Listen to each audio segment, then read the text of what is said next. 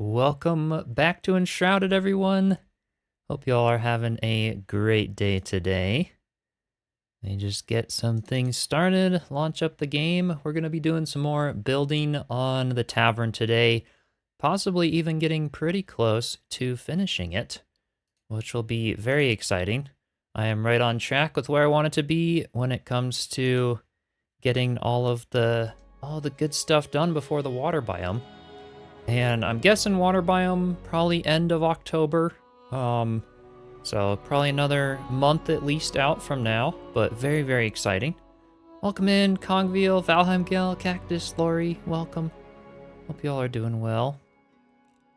All right. Well, let's jump in. I also have some really exciting news that I'll share with you before I get started here. We just got a partnership with G-Portal to host game servers. So the Valheim server, and I will also have an Enshrouded server now for the community coming up soon. So huge shout out to G-Portal. I'll be putting their link in the description of all my videos. I also have a Twitch banner for them, so if you want to use that link, you can also save 10% on any of your servers, whether you're renewing or signing up.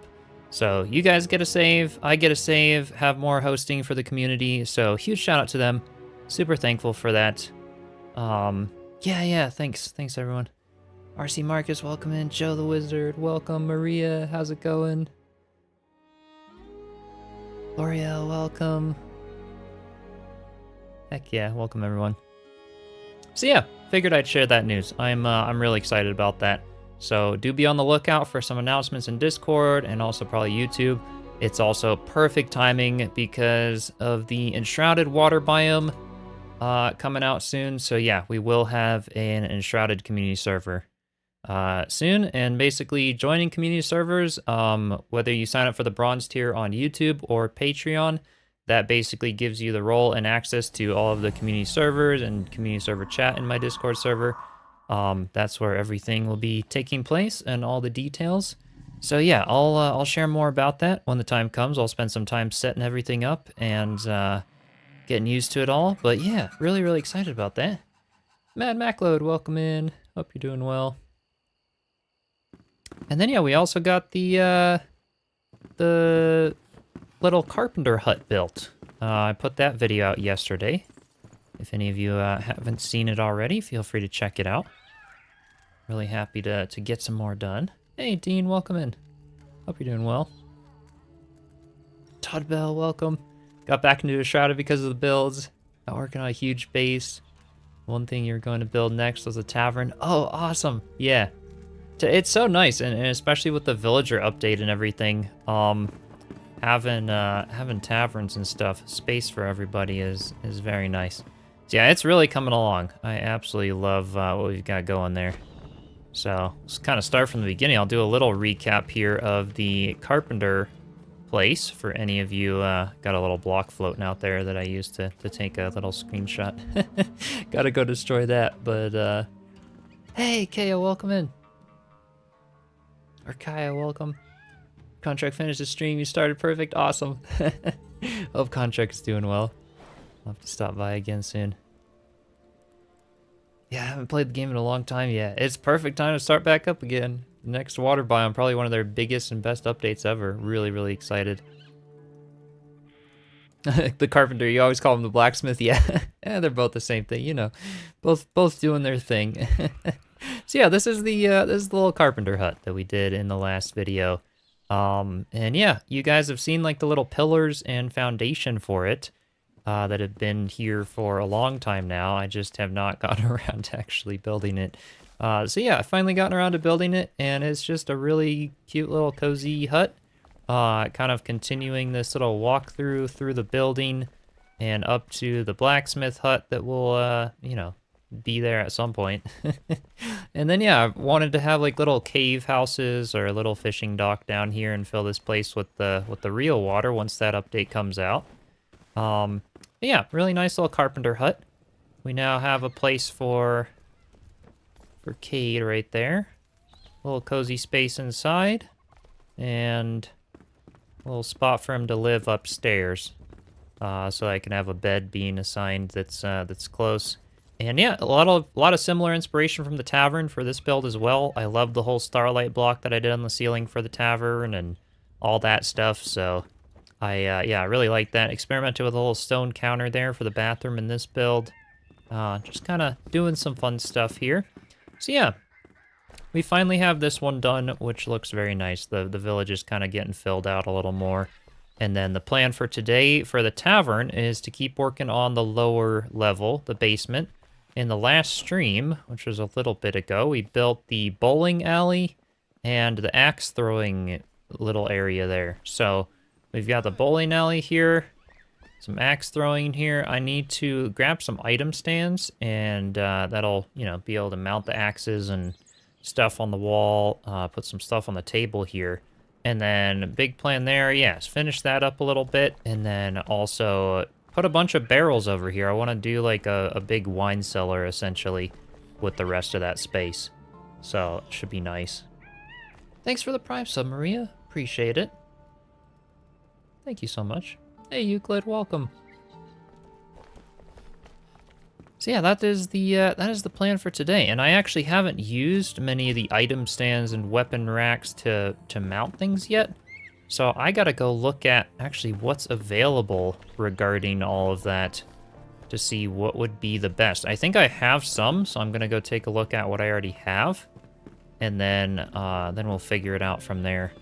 But I'm thinking, yeah, axes or other things along those lines. Axes, knives, things like that. So yeah, we have the bow rack. What else do we have? What is this one? Bow and arrow, so we got the 2-in-1. Just the staff there. Okay, yeah, so we're gonna need to make some more little rack mounts. Okay, let me go to the new carpenter hut and commission a few rack mounts for the axes. Oh boy, hang on, I gotta go change my my world settings too. I had the day set to be 2 minutes. Whenever I'm taking thumbnail shots, I will set the day to be really, really short so that I can get all the lighting really quick so that my build isn't like being taken in the dark. So I can just change that there real quick to be a longer day for us to build. Hey, Ebony, welcome in. I can't stay for too long. Wanted to stop by? Heck yeah, well, appreciate it, and I hope you're having a good day. Oh yeah, I've seen a beautiful chandelier with the arrows racked. Yeah. We built the custom chandelier in the Tavern with the the staff wall mounts. So that was good. But I wanted to actually mount some axes up. I think I've got like a lot of leftover weapons and stuff like that. So let's go to the carpenter here and see what he's got when it comes to all of that. All right. So that's the sword and shield, two-handed melee. All right. So for larger axes, but we want, yeah, more one-handed melee. Daggers, weapon rack. Ooh, we gotta have some of those for sure. Okay. One shield, bow and arrow, one-handed melee weapon. Okay, and that's the for the wall mount versus the rack there. So let's craft, yeah. Just wand, wall mount. Okay, staff, dagger, two-handed. Okay, so let's go do maybe 4 of those. 4 of those. Let's do some of these. And those guys. All right. I'll be here. This should be good. And what do I've got plenty of inventory space. Let me go grab some leftover weapons and see what we can come up with. I think I've got a bunch of one-handed axes, stuff that we could maybe fill it out with a little bit. But let's see here. I know I think they're all in here.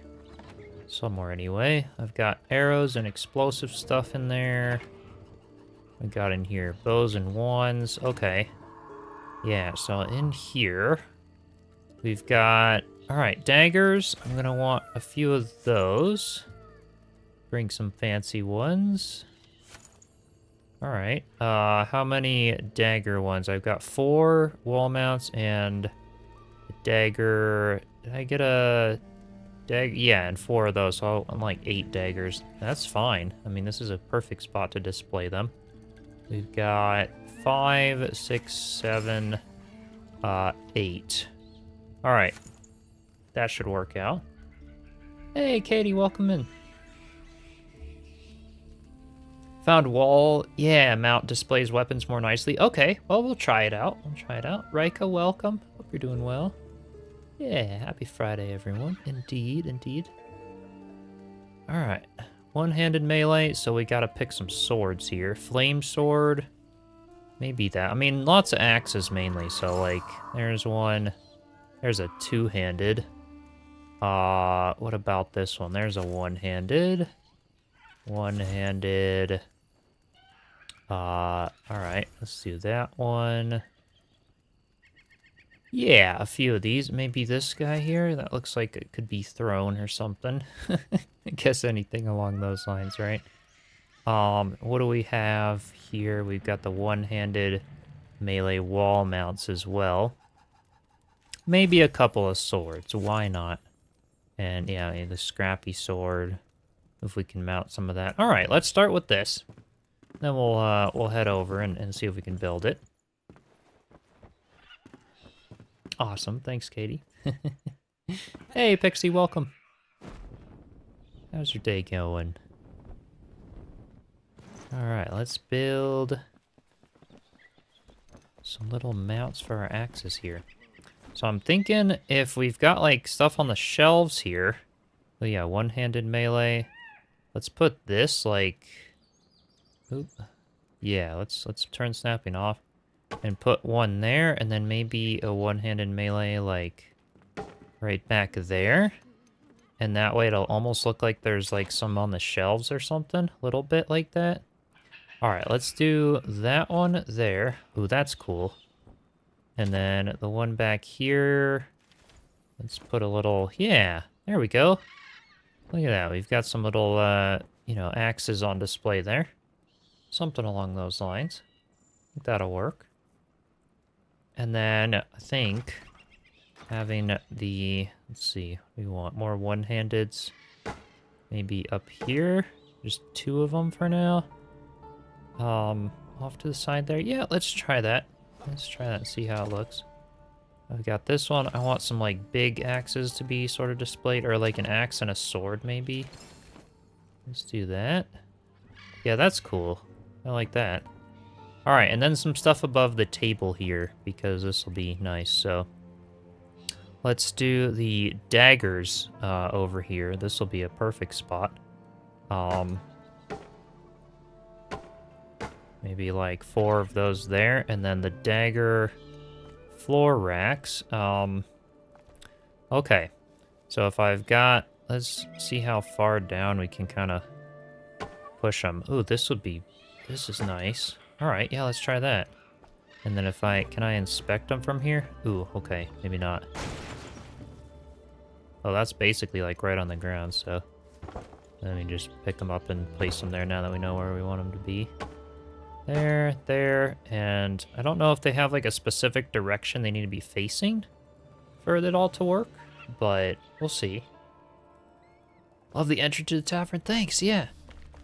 It was a fun little, it actually took quite a bit of time trying to like mesh all the terrain and stuff to sort of do this like wooden root bridge as if it was kind of carved out of a root. I figured something the villagers could navigate since they have trouble walking on the furniture, so doing like the steps and stuff with the tables was a little tricky there, but... Ramen Death, welcome in. Hope you're doing well. Watch so many of the YouTube videos, awesome builds, appreciate it. Thanks for stopping by. Good to see another live stream. Heck yeah, appreciate the lurk, Katie. Alright, so we've got these. I should be able to inspect them from here. Yeah, this is good. Let's do like some... Ooh, this is nice. Do some fancy ones here. What about... Oh, do we have 2 of those ones? Or actually, yeah, some of the crystal knives. Yeah, that's fine. Honestly, that looks okay. Put those there. Oh, perfect. I like that. And let's do some more on the wall here. There's some normal ones there. These ones. Sure, I'll do those. Okay. Yeah, that's nice. That's looking good. I feel like one more out on the corner here could be nice with like one on the table. Oop, I got it. Almost. I love how that little E is like slightly grayed out. I'm gonna remove it here. All right. Let's do those ones then. There we go. All right, I like that. I like that. Now we've got some little area to have some. Maybe I'll put the last one here since we've got a lot of daggers left over. Do some of those. Yeah, this is nice. And then maybe another rack here for, let's do the big axe. Looks nice. All right. And maybe one on this side as well right there. I just really want to deck out this area and kind of add the atmosphere of some axe throwing and stuff. I think this is good. Looking good so far. Maybe just one that's like a little turned there. All right, that one's got yeah, that's good. Awesome, all right. Ninja rolled out of bed and put the kettle on as he saw the notification. Heck yeah. Grab your cup of tea and get cozy. All right, so I like this. This is good. Do we have any? We do have a few more things here. Let's see if I can. Yeah, I can kind of get up here. I want to keep this axe. That's kind of my main melee weapon, I think. Let's do that one. All right, I think that adds to that area a bit. I like that. So now it's barrel time. Let me grab a bunch of roof blocks and we can start making the little like rack. I want to do just a whole wall just covered with barrels stacked on top of each other, doing, you know, like a big pallet sort of a thing. So let me go to here. I think I've got some roof blocks. Yep, we've got roof blocks. All right, tar shingle roofs. And let's get, what kind of pallets do I want actually, or how wide they are? I'm thinking, all right, maybe some banisters. Definitely lots of barrels. Definitely some of these little guys, some bundles there. That'll be nice. All right, maybe some rugs too. The straw mats. I have a like plan for those. And windows, the wooden windows, if I've got any of those. Let's see. Yeah, some of these guys. I don't know if I have any more. But those would be nice to bring down. Yeah, I've got some more in here. Okay. Perfect. Let's start with this. Nighttime there. Yeah, it's pretty much midday where I am here. So, having a good Friday so far. I was like debating not streaming. I was having a lot of work and other things earlier, but like I had to come on. And for any of you who are joining later, share the exciting news again. We got a partnership with G-Portal to host servers, so there will be a community Enshrouded server coming out soon for the community, which will be really, really cool. So yeah, huge shout out to G-Portal for that. And I've got the links to where if any of you host your own servers through them, you can save 10% if you're renewing or signing up, so that's also nice. Yeah, really excited for that. All right. So let's start building some pallet stuff. I'm thinking, which wall makes the most sense to sort of do the barrels on? I'm kind of debating. Maybe even like both of them, honestly, because we have the bar up here, right? Like this is where all the drinks come and stuff. So all we really need down here is just like lots of storage. Honestly, like storage and barrels and wine and all that good stuff. So I'm thinking this wall will just be like a full wall of the barrels. And then over here, we could do maybe like a little tap spot or something. I don't know, we'll see. We'll try to get creative with some stuff here. So let's see, pallets. Maybe I want to have like a sort of a pallet floor for them. I think I am going to do that. Let me go see what we got up here. It's got some more, I think. Nerdburn, how's it going? Welcome in. Quite new to Enshrouded. Love the building videos. Yeah, it is such a fun game. Such a fun game. No worries, Maria. Alright, so yeah, I've got... Oh yeah, and crates and stuff. Totally got to do those. Let's bring some pallets down. And then the crates. I got the couple little guys there. Alright. So I like what we did up here, sort of. Having like these little pallets and then maybe even having the chains in between. So how wide is that? 3 blocks wide. Okay. I can make that work. And then, ooh, how... deep does that need to be?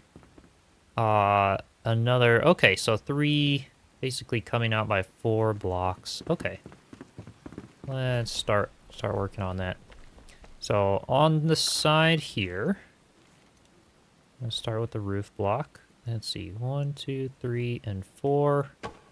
And oh yeah, my ring of light. They don't give off light when you're in first person. I hope they fix that someday. That'd be nice.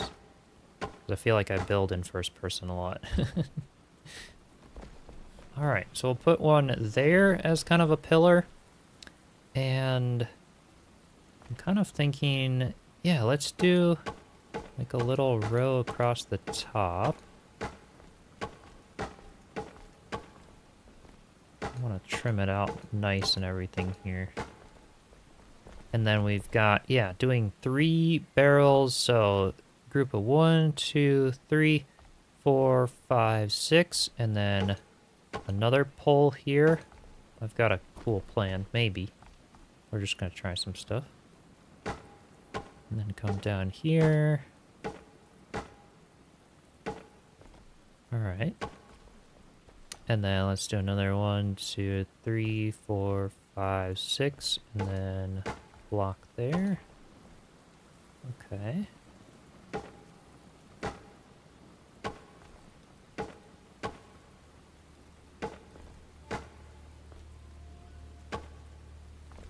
There we go. Perfect. And maybe one more? Yeah, one more should do the trick. 3, 4, 5, 6. And there we go. Okay. Right there. That way we've got plenty of space for what we're doing over there with the weapon racks and stuff like that. But, hey, thanks for the sub so much. Appreciate it, Ruffle. Welcome in.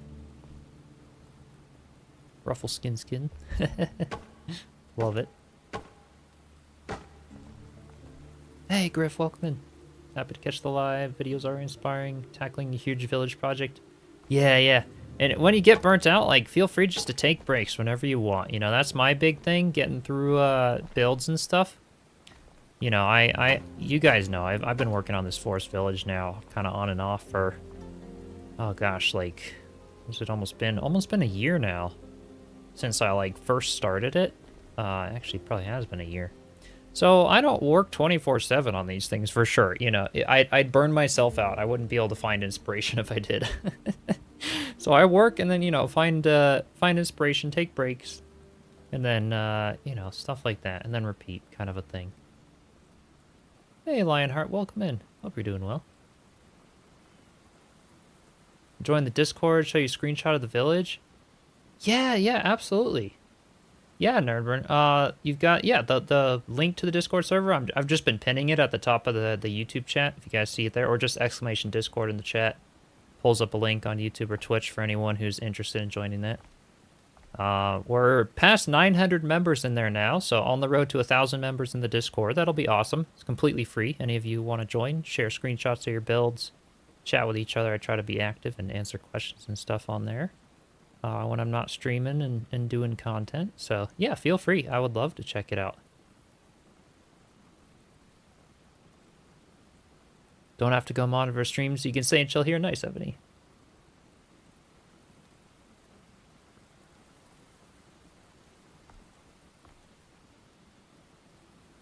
Awesome, Nerdborn.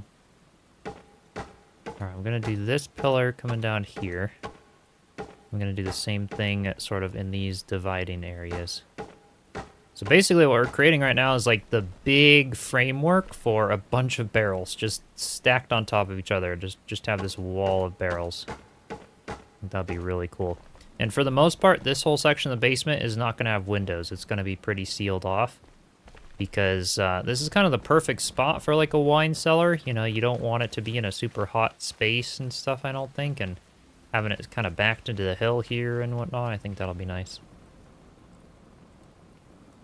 Love the content, love making big builds. You always use some advice. Need to improve a lot, the smaller details. Heck yeah. Well, I'm honestly getting better myself day by day with doing all kinds of the challenge myself, especially with this tavern build. To add little things, you know, and try to fill out the spaces with things I haven't done before. To sort of have this big library of stuff and inspiration that I can pull from for future builds. So yeah, you get better with time for sure, and the more you keep knowing what build pieces do what, how you can use certain pieces. I think that's the main challenge, you know. If I don't play Enshrouded for a long time and then come back to it, and it's like, oh wait, I forgot all the pieces we have. But I honestly really like that. I like that it's a complex game that really caters to builders. Because a lot of the other building games I have, just, you know, they're so simple, which is nice. It's easy to get into them and stuff. But it's not something I can really dive into like a long-term project. That's something I just love about Enshrouded. It's really nice. Hey, Carl, welcome in. Trying not to play until the water update, hoping you forget everything so you can learn how to play again. Nice, Carl, yeah. That's kind of me with Valheim. I'm waiting to play Valheim again until Deep North. And I've literally resisted like all the updates and stuff of just like, all right, maybe we'll look at what's new, but I'm not going to jump in and play or start another playthrough. And that way, like, it'll feel like a whole new experience with Deep North. That'll be nice. But yeah, I am so stoked for the water biome. It's going to be awesome. Super, super excited for that. All right, so that is some of those guys all stacked. I feel like maybe not torches, maybe some candles on the wall or something, right? We gotta add a little bit of light down here, so let me see what I have regarding some of those. Yeah, candles on the wall could be a cool look here, I feel like. And maybe blue luminescent blocks or something shining down from the top. I don't really know. I guess we'll see. Yeah, I'm gonna need to make some more candles and stuff. Got some floor ones here. I'll have to see. Doing a huge build in Nomad Highlands. It's gonna be a long one for sure. Oh, nice. Yeah. It is a lot of fun to like just have one long project that you're doing. You just keep coming back to. And then taking breaks if you don't feel like it sometimes. Like, that's what I'll do. I've got this long forest village project. And then every now and then it's like, oh, I'll go do another little cozy build somewhere. And, you know, take as many breaks as I want. And then keep coming back to it. And it's a lot of fun. When I'm kind of more finished with this forest village, it's going to become like this library of ideas and all kinds of stuff like that I then want to... take and go off and build just a massive endgame base. I want to build my own tree from scratch that's like literally this size, but like winding around and all kinds of branches and stuff, and then create this big elven city throughout the tree and like on the outskirts and like a big fishing village with the water and stuff. I've got some cool plans eventually. This forest village is just this project to tie me over until then, you know. Kolvati, welcome. Thank you so much for the Prime sub. Appreciate it. Yeah, wait until Enshrouded is 1.0, right? So the water biome is the last biome on their roadmap. Which is, you know, that's good in terms of being close to 1.0 when it comes to content. We may still see some future updates when it comes to like base raid islands, you know, all kinds of stuff like that. Yeah, so they still do have a lot of plans for the future of Enshrouded, and if the game keeps doing well, they're just going to keep updating it indefinitely. You know, they want to keep updating it for years to come, which is really cool. We kind of heard some of that with the the whole water biome thing. I think I'm missing a couple messages. Let me scroll down here. Get you guys. Working on your first build. Terrible creativity, struggling with mixing materials and interior design. Watching the videos, other streamers for ideas. Heck yeah. Yeah, I want to keep doing more interior videos and stuff, so definitely be on the lookout. But yeah, it takes a while to sort of visualize how to fill out a room for sure. For sure. Really try to push yourself, always working on such simple ideas. Right, Katie? Yeah, yeah. I mean, my builds are the most beginner friendly, you know. Speaking of that, though, I have been thinking about doing another starter house tutorial with, you know, just the way the game is in the current state, an updated version of the first starter house I did, because I always use that starter house for every playthrough I do, and I've kind of tweaked it a bit. So it might be a cool time to do that for anyone who's kind of wanting to do a new playthrough with the water biome and stuff. Yeah, end game base, heck yeah, I can't wait. That'll be awesome. Yeah, like Rivendell, exactly, Ogriff. Something like that. I want to use inspiration from the way that was built, and then yeah, I wanna do something similar, and using like those turquoise desert shingles blocks. Those will look so nice in combination with like the straw and moss roofs. You know, this tavern up here is definitely pretty elven style. I've got the big pillars and the arches, the little like curls on the roofs. So I've got a little bit of that style already in this forest village. So imagine this just with a lot more detail and color and like variation, and just sort of like having this big lore and plan to build a city essentially from scratch.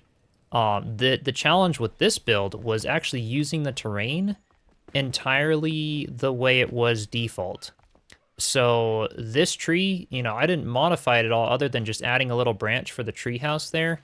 This land and stuff, like, I actually haven't really done terraforming for this project. Like, this was all already here, and all I've done is just flattened it out and kind of built around it. So the challenge with this project was like, all right, let's find some sloped land and challenge myself to just kind of build the way it wants to be built based on the land, which is kind of a fun challenge. To not have to try to come up with something from scratch, essentially. It's like, yeah, this was already all here. This here, like, I didn't bring this out. I just, like, leveled this out and put the carpenter hut down, put a little staircase up to this platform. You know, that cliff was already there for the tavern, so this space has kind of been a fun way just to, like, see what it's like, sort of building on all kinds of different levels and experimenting with that a bit. Which has been a lot of fun. And then for like a big end game base with what we've learned with this one, it'll be fun to sort of go from scratch with like a full layout, be able to sketch some things out and whatnot. I think that'll be really cool. Oh, I need candles. It doesn't reach from the chests upstairs. Okay, I'm gonna go get some more of those there and see what that is. Because this is not detailed at all, right? Hey, Fire Lord Fred, thank you so much for the Prime sub. Appreciate it. Welcome in. Am I planning to live stream those too? More videos releasing to YouTube? So yeah, kind of a combination of both. I've actually really enjoyed streaming this tavern build. And as you guys know, this forest village, I have done individual videos for a lot of the other smaller builds. You know, I've got an individual video for the barn that I built out there. The carpenter, see, I'm confusing them already now too. The carpenter hut that I just did yesterday, the tree house, you know, all of those are individual videos. And then this tavern has kind of been this big live stream project. What I was almost thinking for the end game base, depending on what kind of creator tools they have and stuff. So I actually have 2 Enshrouded accounts, and I'll play on 2 different computers sometimes to like film time lapses and like other third-person perspectives, if that makes any sense.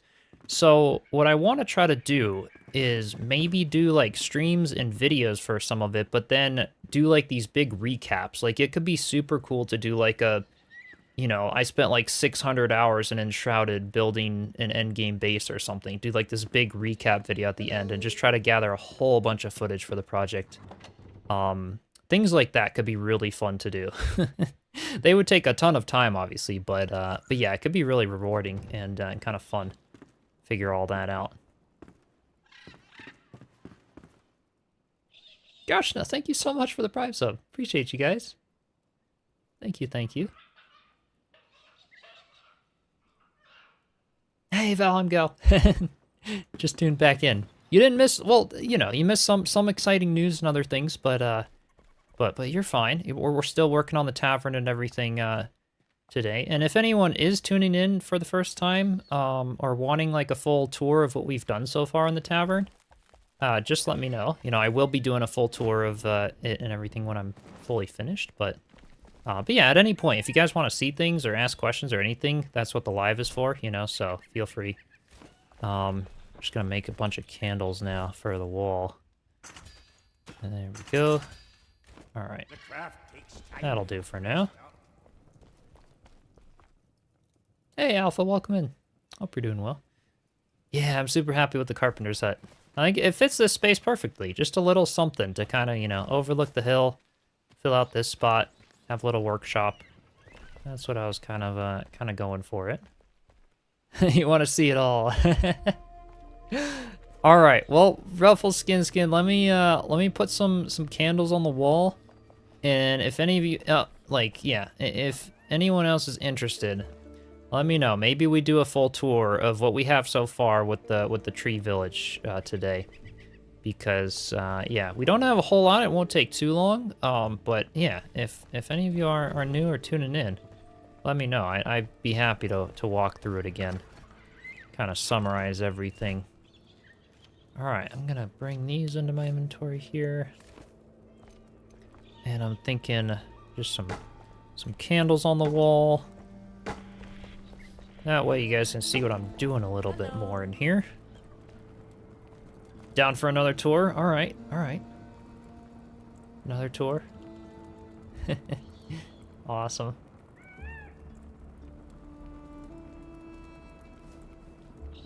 By the way, the video, the best build showcase was great. Heck yeah.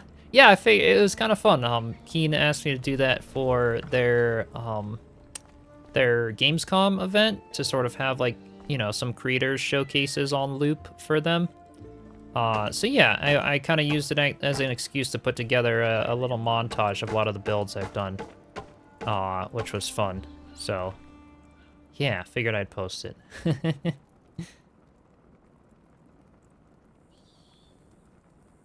Moto the Bee, welcome in. Hope you're doing well. Do I build at night? It looks so much better in the dark. You like it in the dark? Yeah, some of the ambience and lighting and stuff in this game since the lighting update is really looking awesome. It really does pop. Yeah, I do some at night. It's basically just as long as I've got some light, you know, some stuff for people to be able to see.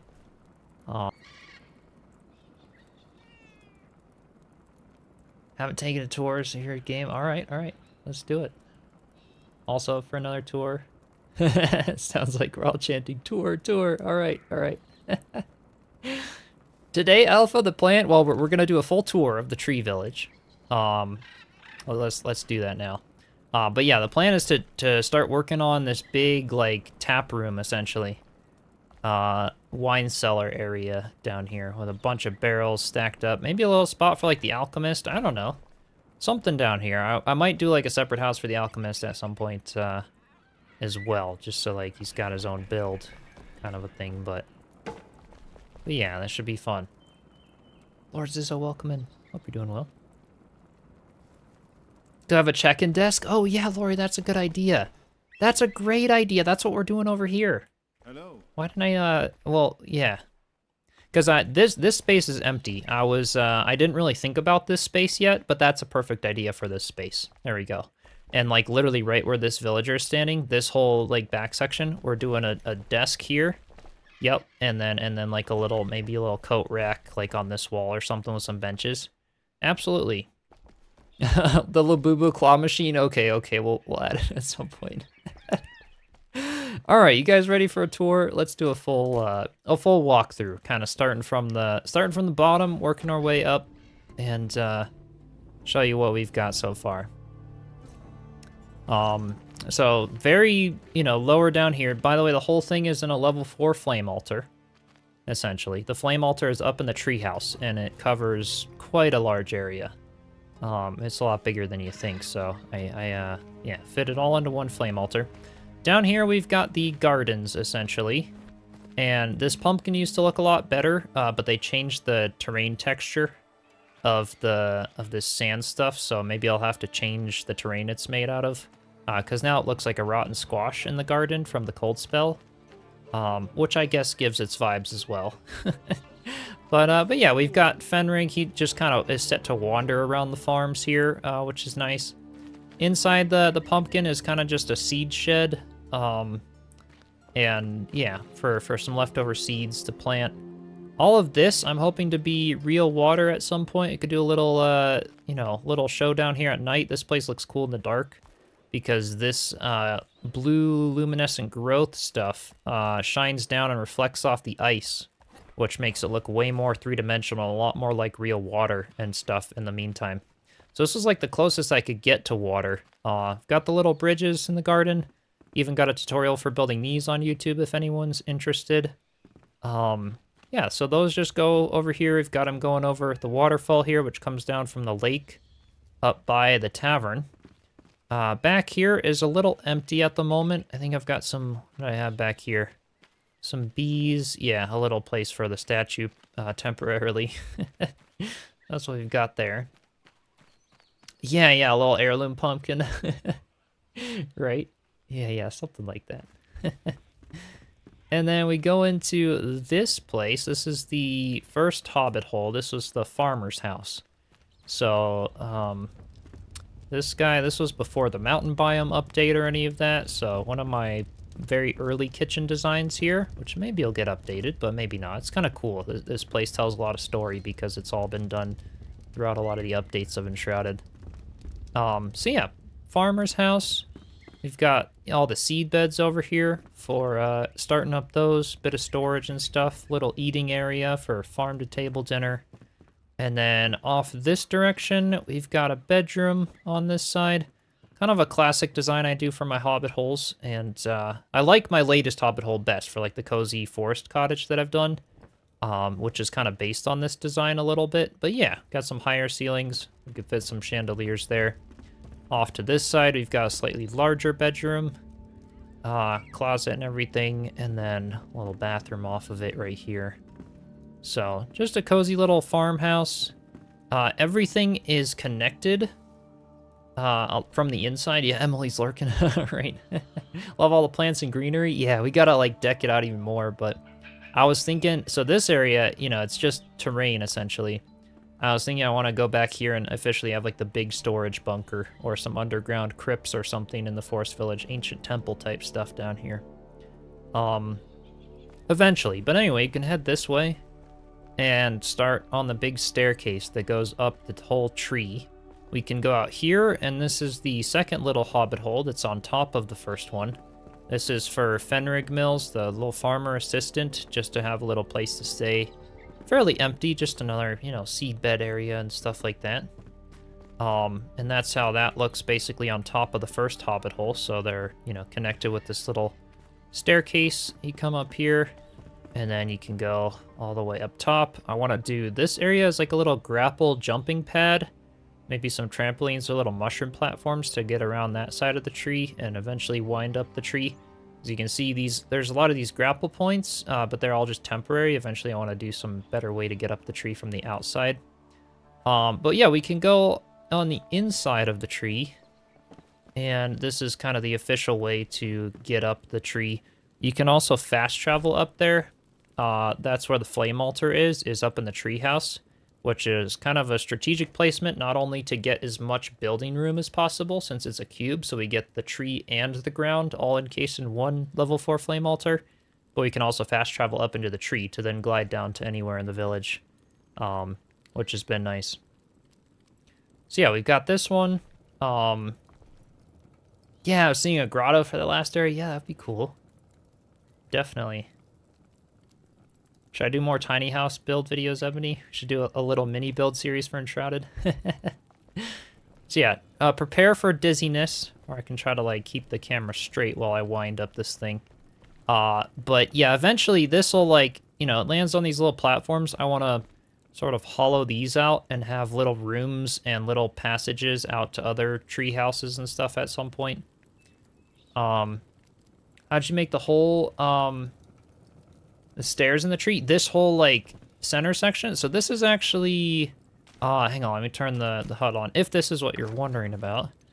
This was done by taking these big 4-meter foundation pieces.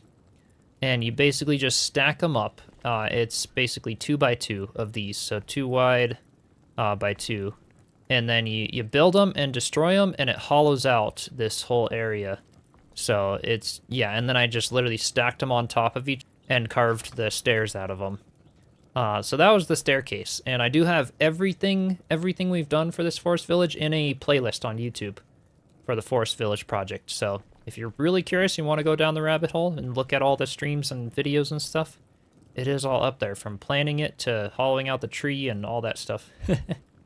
So, yeah, that's an easy way to hollow out stuff really quickly. Yeah, use a vase idea. Yeah, Erickson, that would be awesome. Definitely. Yeah, the NPCs can't climb tables. Not easily. Yep. And welcome, Still Saber, by the way. Hope you're doing well.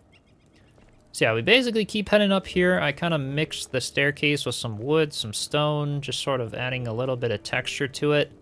And then we get up top here, and this is just all temporary stuff. Eventually, these will go in their, you know, respective homes and stuff. The carpenter things, I already, you know, I can get rid of this table saw, for example, because we already built the carpenter hut. But this was my production area to be near the treehouse. So we had some of that. And then some extra beds for villagers, which I don't need now because we have the tavern. So I'm actually going to pick some of those up right now. Actually, the hunter is occupied in one of the beds. I'll put her to a different bed. Hang on. Actually, okay. Let's put one more there, and let me put the hunter back in this one. All right. Since that one was occupied. Okay, so we can clear a little bit of space now, but we've got the tavern here. So then coming in here is the treehouse. We enter on the first deck, and that's where the flame altar is up here, essentially.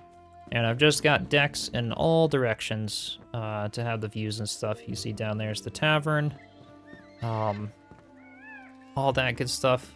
I could build a flame altar. Flame altar will allow me to be out on the deck and kind of zoom out there so you can see the treehouse a little better if I hold the flame altar. So that's our treehouse, kind of on the branches and stuff like that. And then we've got the upper level of that, which is currently, oh, we got a cat on the stairs as usual.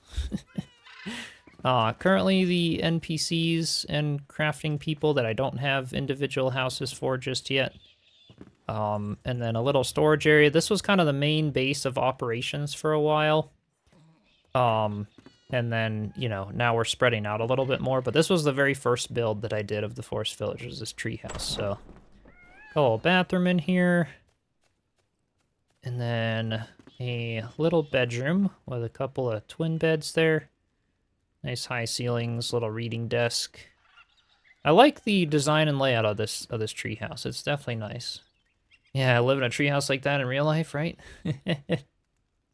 Right? It'd be awesome. The stream is amazing, absolutely stunning, mind-blowing. Thanks. Appreciate that. Can you hold E to pick up? Oh, more. Oh, okay. Can you actually like, hold it, though? Pick up multiple things? That'd be cool if they did like an auto pickup too. But looked like a nice thumbnail. Yeah, Erickson. Got to do like an updated thumbnail for the treehouse because of all the updates with the lighting and stuff. And then up here is the master bedroom, where I just have like a little spinning sewing area, little reading nook in the corner there.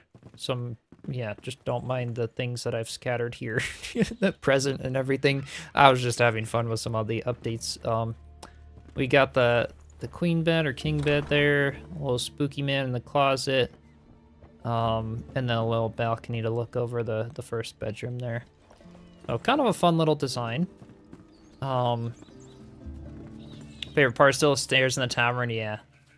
The tavern is definitely the most complex build I've ever done so far, when it comes to the amount of detail and other things. Yeah. Pete Nelson's treehouse. Oh, nice. Real life builder? Cool, I gotta look at it then. Spooky closet dude gives you questions.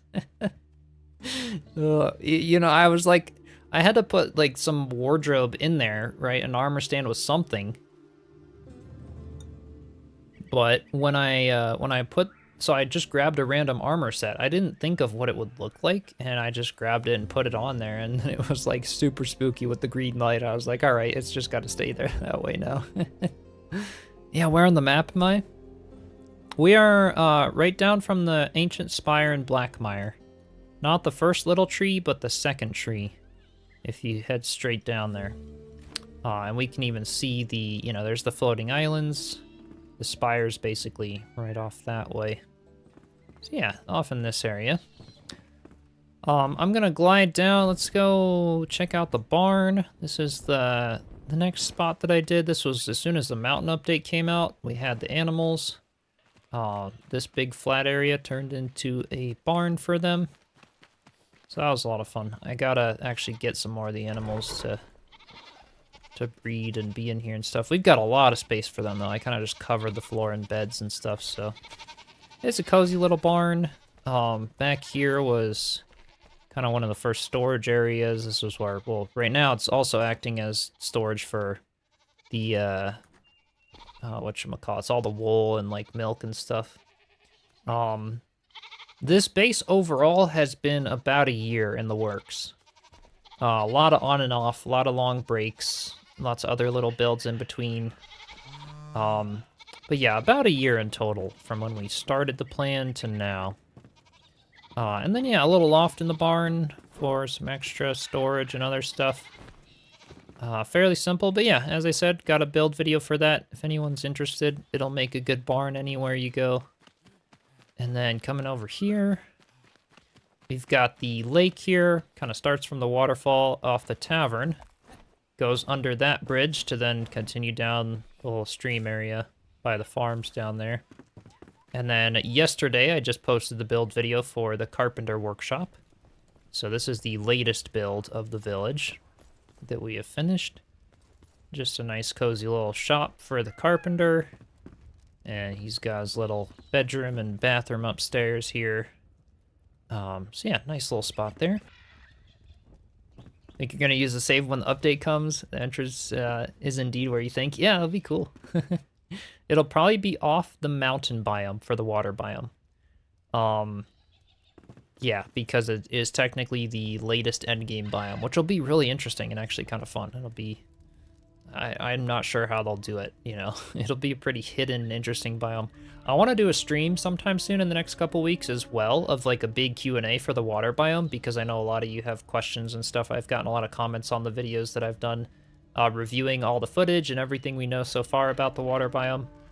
So yeah, we could do like a big Q&A stream for it to kind of go over the footage in more detail. There's some more things that I also caught that I missed in the video and stuff that we could talk about. Love the Treehouse Masters TV show. I gotta watch some of that. Now you guys are making me want to watch treehouse building after this.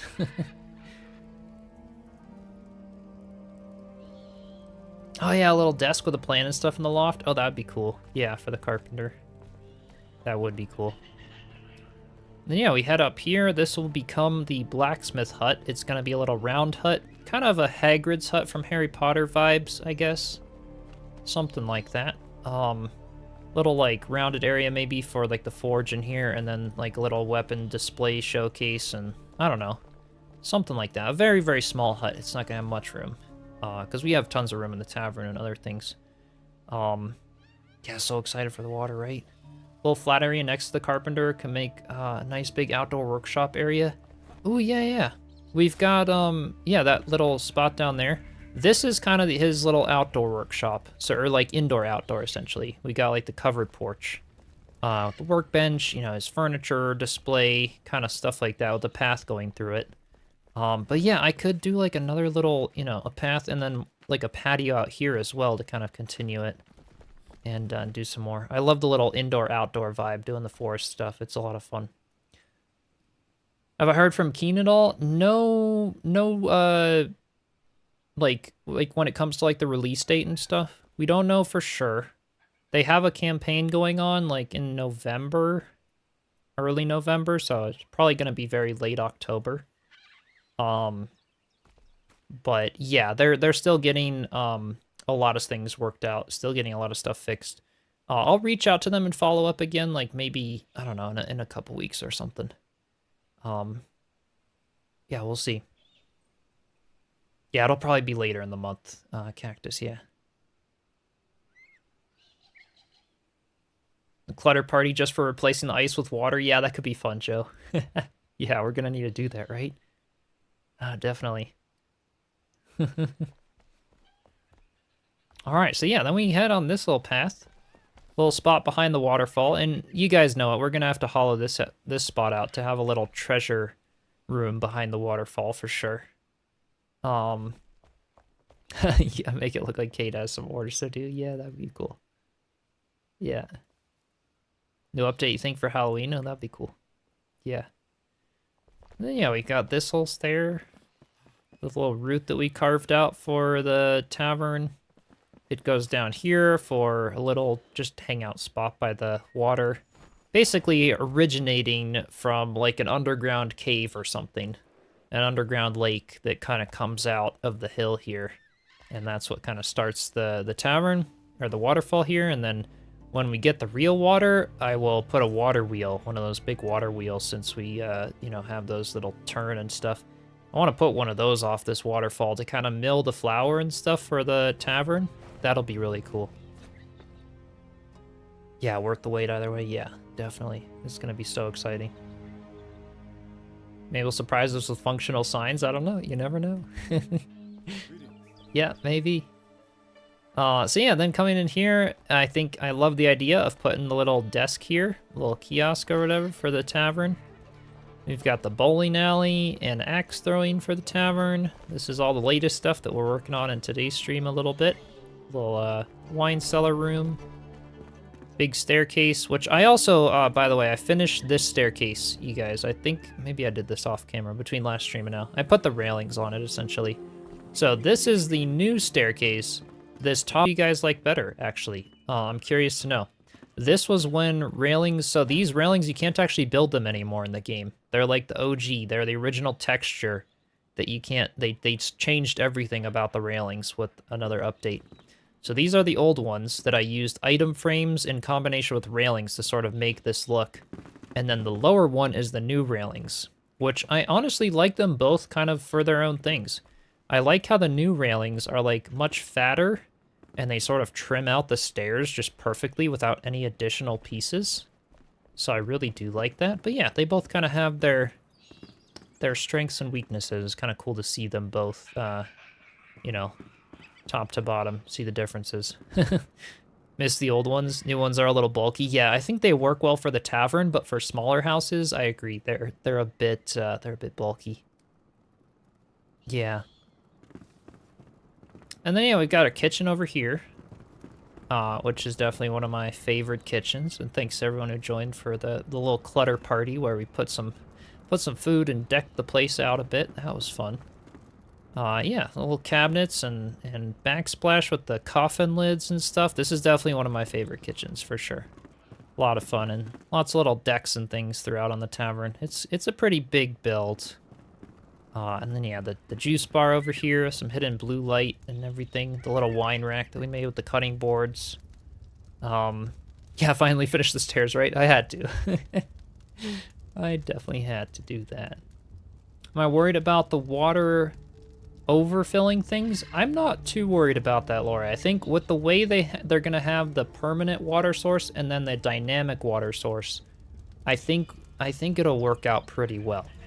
It'll flood things, but up to the point of a boundary. So, yeah, it'll as long as you have like a place for it to flow out of, like out of the flame altar or whatever, which is gonna be like my little creek at the bottom of the farm.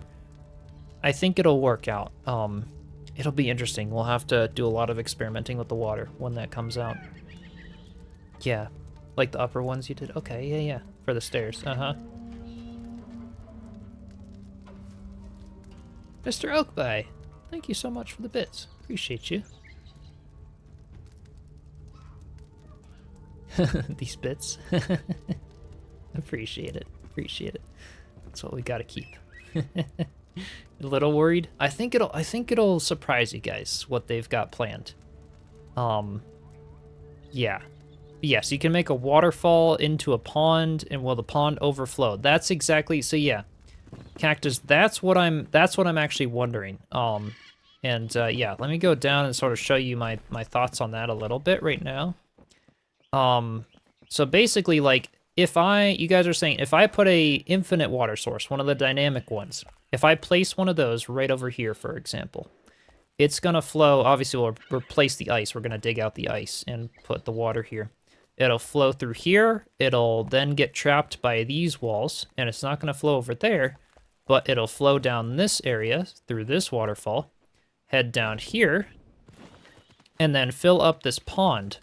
You guys are saying if it doesn't have anywhere to go, for example, if this bridge was a dam, if I didn't have this bridge open for the water to flow through, you're saying you're worried that it might overflow this pond, if I'm hearing you guys right. I think that may be an issue, but I'm not sure how they're going to handle that. It might be that it reacts to a certain size of boundary that, like, oh, if it flows down into here, it's... Because technically, yes, you guys are right. It's supposed to flood things up to the point of that infinite water source.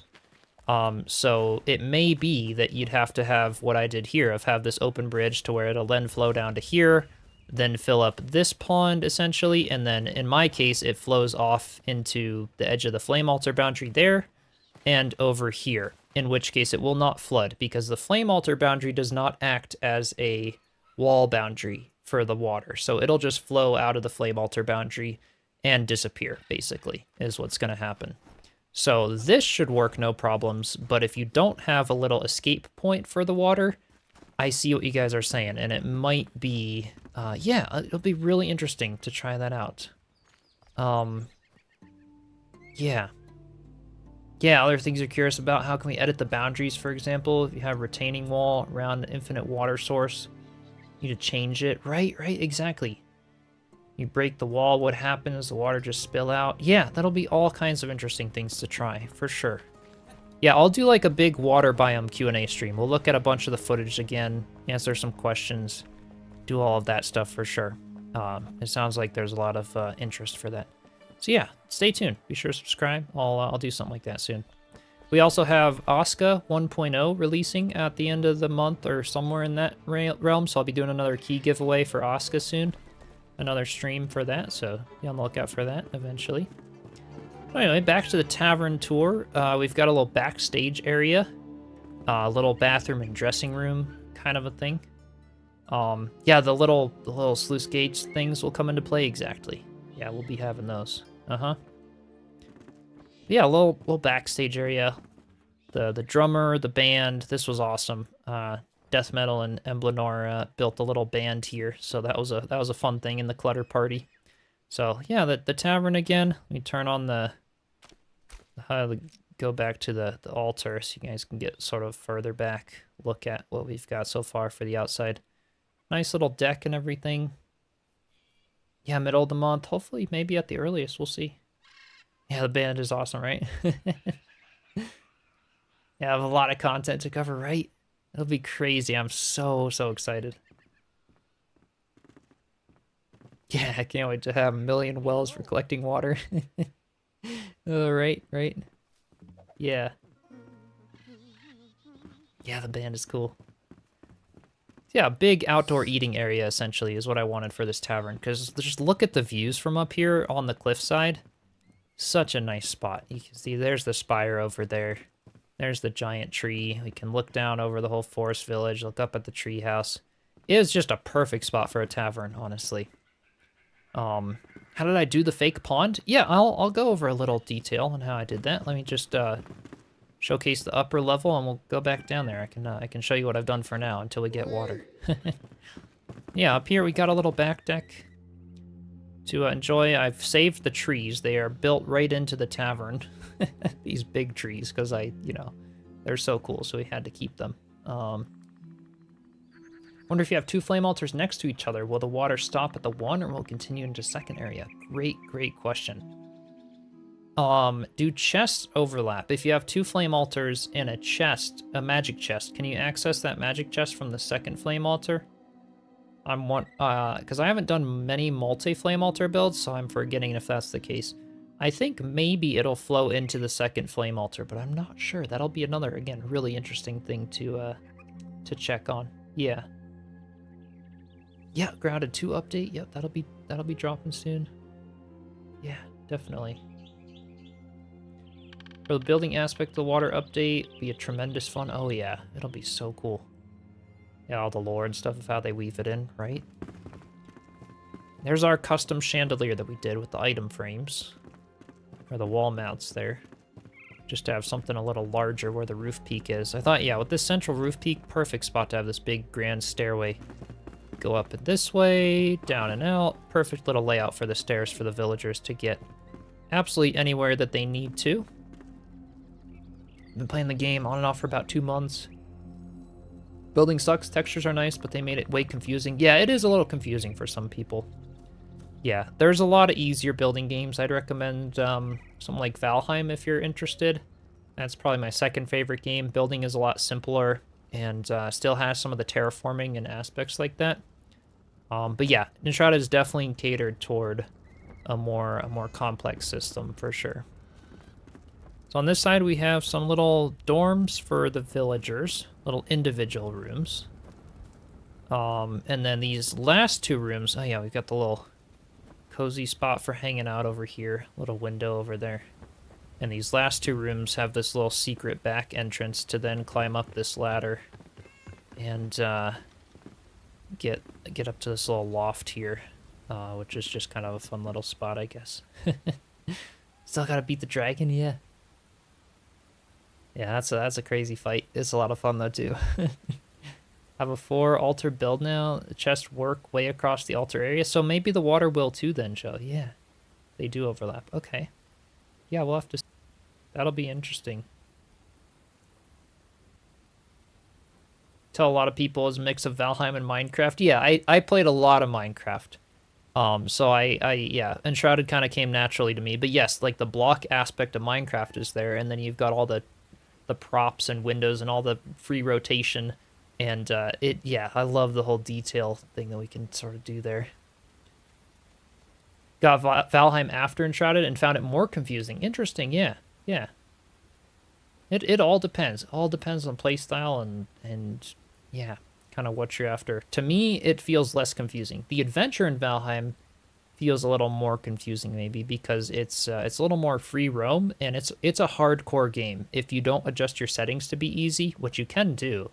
But if you don't, Valheim Adventure is hardcore. Your body death runs and stuff, that's quite the story because it's a sailing game. I mean, you get lost in the middle of nowhere and you got to go craft a whole nother end game armor set just to retrieve your body. It gets pretty crazy.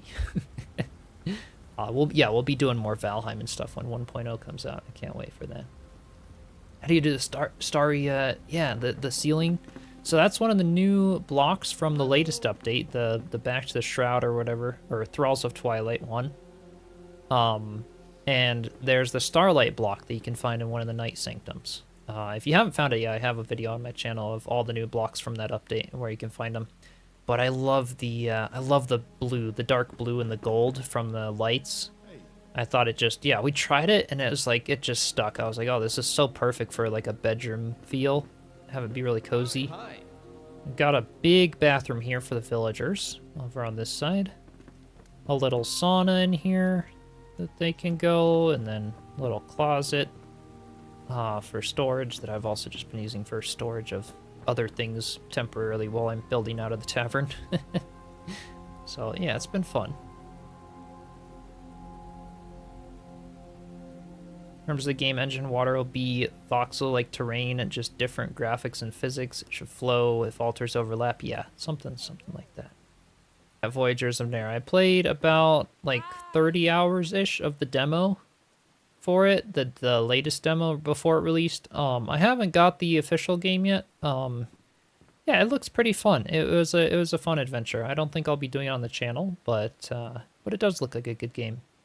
Really chill, fun, like playful, bright graphics style, tropical kind of a feel. Yeah.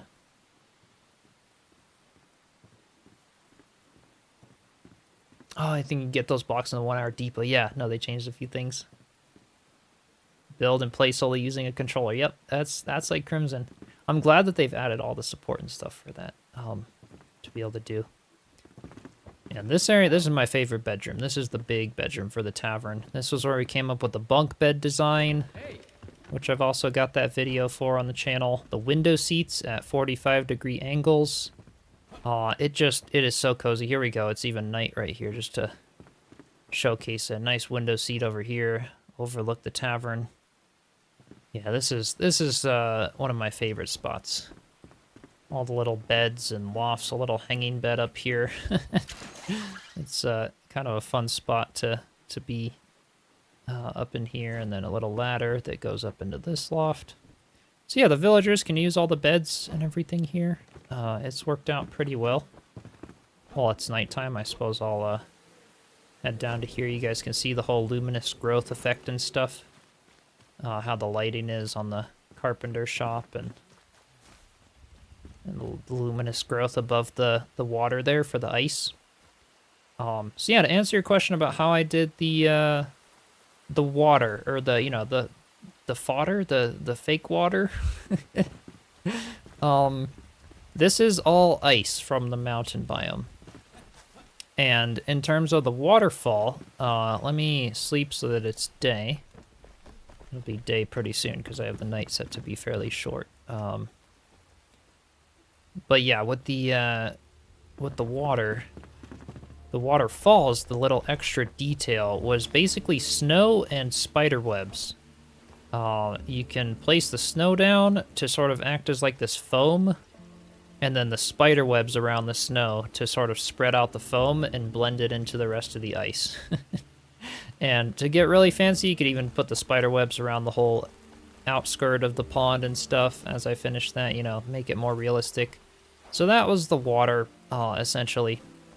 It's just using ice, cobwebs, and foam, and you can just rotate the cobwebs in different directions and stuff. Yeah. Oh, what's the outfit called? You've been playing with changing color outfits lately. This one here, what's this one? The sun or the flame, Scholar of the Flame, or yeah, Scholar of the Young Flame armor set, or the cosmetic set, I should say. That one is again in the Night Sanctums. I've got another video on the channel that you could check out of getting all the new cosmetics and armors from the Shroud update, if you're curious. It was also, or no, the Twitch drop was the blue version of this armor set, so it wasn't a Twitch drop for this one. Yeah. Yeah, gonna take a little bit to replace the ice with water, right? Or at least we gotta replace it with water in these big pond areas for sure, because, yeah. It could be interesting to, like, leave some of the foam and the ice as part of the waterfall. I wonder how it would look under the real water to keep the ice under it, to, like, add the texture. I don't know. We'll have to mess around quite a bit, for sure. How'd you miss the spider webs? Looks awesome. Yeah, so we actually previously couldn't build spider webs. It was a newer thing, not the latest update, but a few updates before they added them at, I think it's is it the Hunter? You can craft the spider webs at the Hunter with web, or the rope and stuff, web fiber. So yeah, being able to craft those has been really nice. Yeah, initially they had them in the game for a long time, but we couldn't build them for a while. Yes, being able to actually have light under the real water. That is something I'm so excited for. Because it used to be, back in the day, that light blocks would glow through other blocks. But unfortunately, a light block does not glow through ice or anything. Or any other block anymore. They fixed that, or changed that in an update a while ago. That's why I did the luminous growth on the top, reflecting down. But yeah, if we had real water to be able to put, like, glowing blocks on the bottom, that'll look so cool. Yeah, they even had a little bit of that in the trailer. It looks amazing. If they made a tool to freeze and thaw water, that would be pretty cool. Be walking into complex territory there. Yeah. Remember suggesting the webs? Yeah. No, it's awesome that they added them. I'm really happy about that. It was something that wasn't long after the Halloween contest last year. It was like, you know, 6 months-ish after that, and then we could craft webs. So yeah, that was nice. All right, so I'm gonna go back down here and continue building this little barrel room area. I think I'm gonna mirror what we have there on this side, but then just putting a desk instead of the, yeah, I don't know. We'll see what we got here. So we got 1, 2, 3, 4, 5, 6, and then, oops. I forgot. Right versus left click. It's like playing Minecraft, it's all backwards for the controls in this game. Already a flamethrower in the game. melt the ice or something with that. Yeah, that'd be really cool if they had some more tools to sort of do all of that.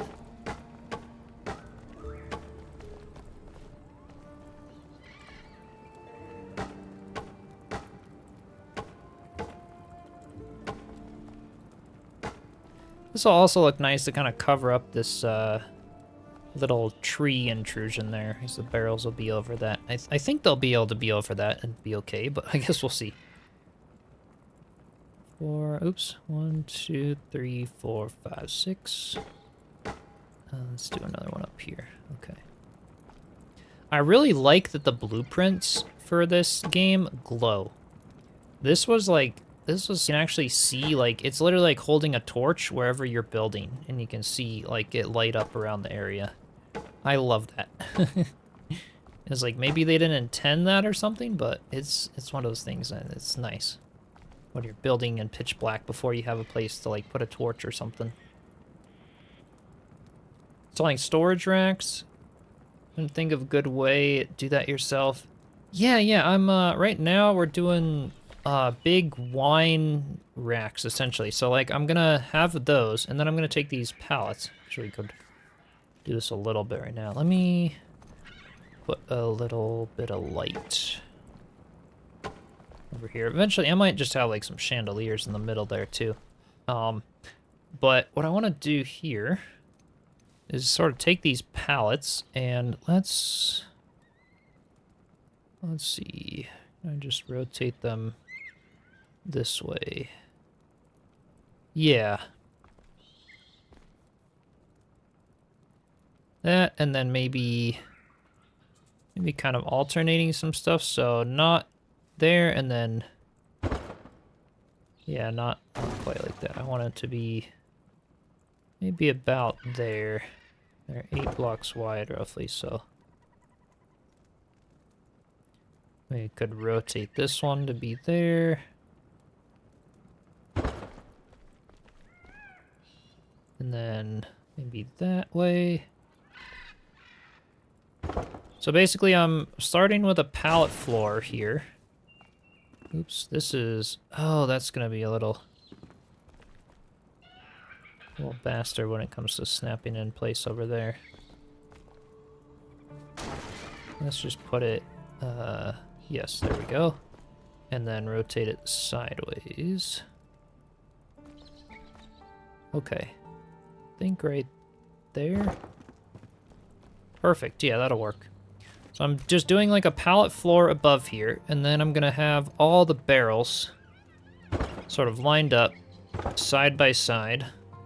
And we're gonna put like a little prison fence pieces in between them and sort of do this big, like, stacked up winery sort of a thing, I guess. Tap room, something like that down here. Yeah, I'll have rain and stuff on the ground and some lights behind the barrels. It'd be cool. What is planned at the bottom of the stairs where it's close to the wall? Oh, like kind of in this area?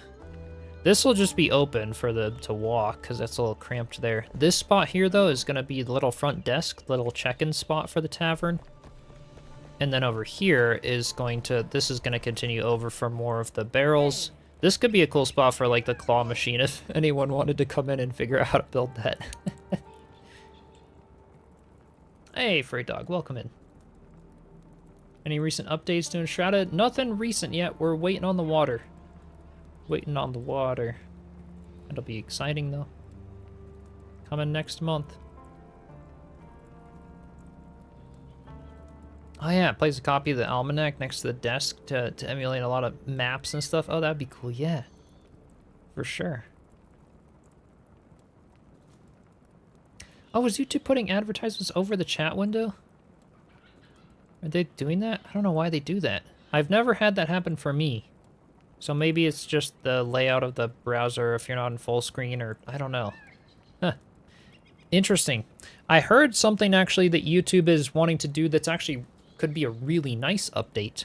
YouTube's actually doing tons of updates now, so I wouldn't be surprised if some stuff was also a little bit buggy.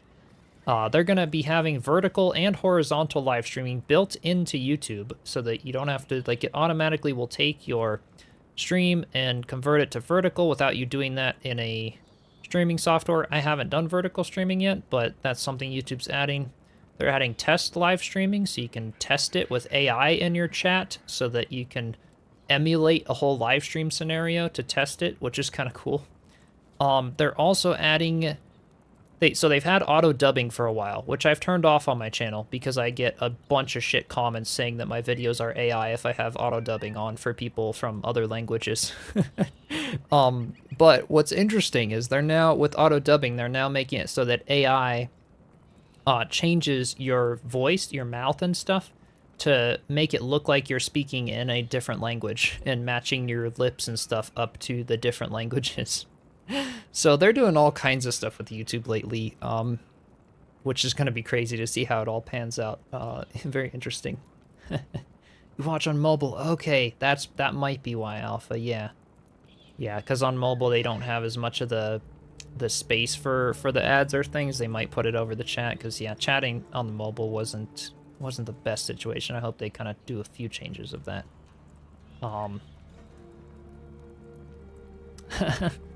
Just here for the... yeah, you make the claw machine someone else's problem. All right, D. Yeah, it's just creepy to you, right, Katie? Yeah. Yeah. Oh, is YouTube... Oh, no, okay. It must be on your end then, Joe. Yeah, YouTube, so far, bit rates and everything have been really good. So they've been doing some good updates, because I used to have YouTube problems with it crashing a lot, but it hasn't happened for a long time, which is nice.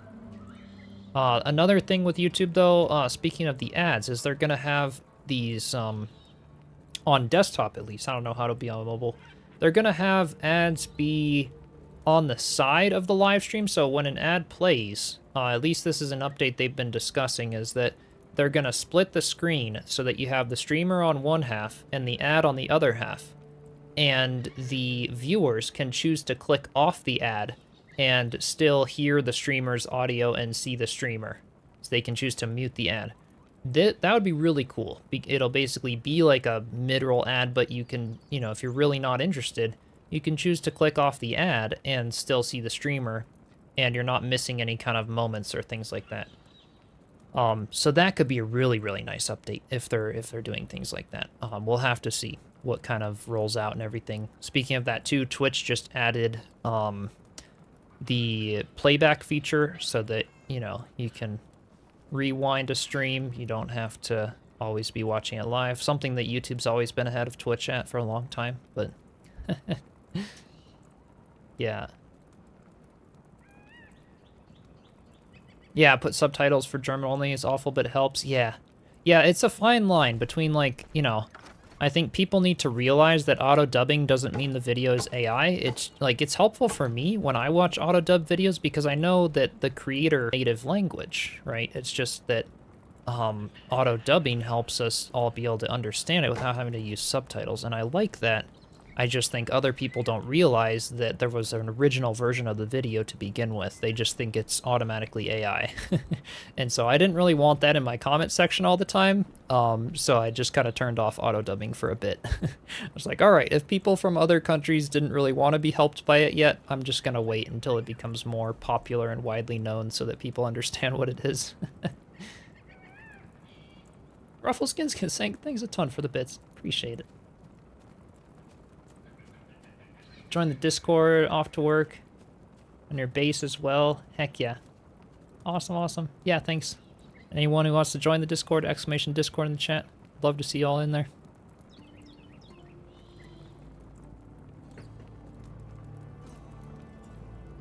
Write in classic French. People think you're not a real writer. Yeah, it's like, it's crazy how quickly people come to judgments these days. It's like assumptions, I should say. I'm like, oh, I wasn't expecting that. Like, to some people, it's always a double-edged sword with everything, right?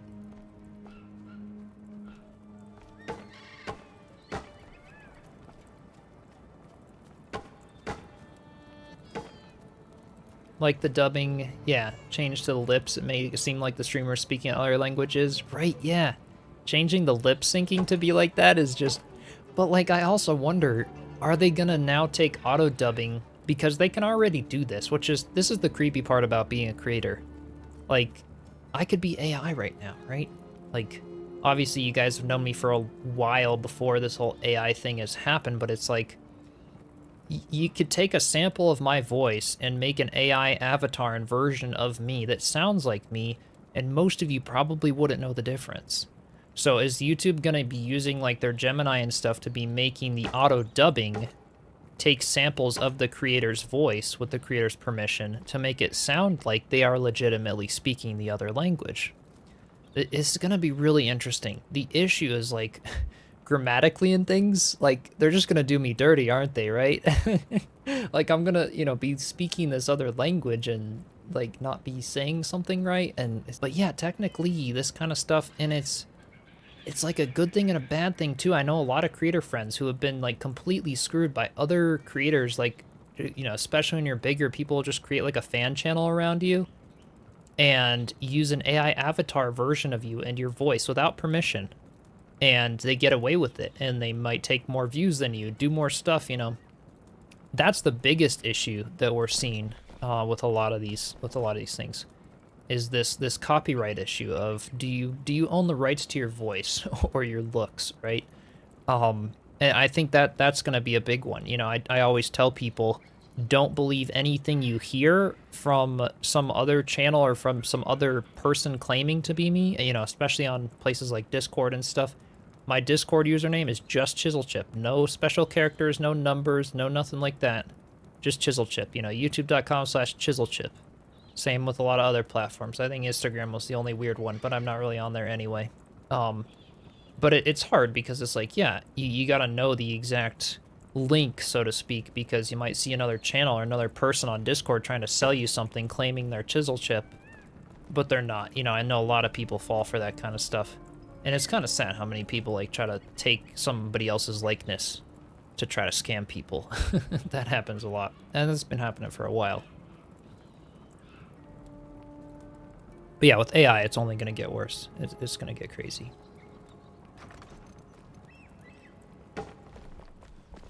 We've got these two, the barrels. I think this middle section, yeah, this is going to be sort of like the little desk. I like that idea, so let's put this down here. All right, like that. And then another one there. Yeah, this will be barrels, but then this middle section is going to be open with like a bookshelf behind it. And maybe some bottles, like a mini bar, a little bar for like the VIPs, you know?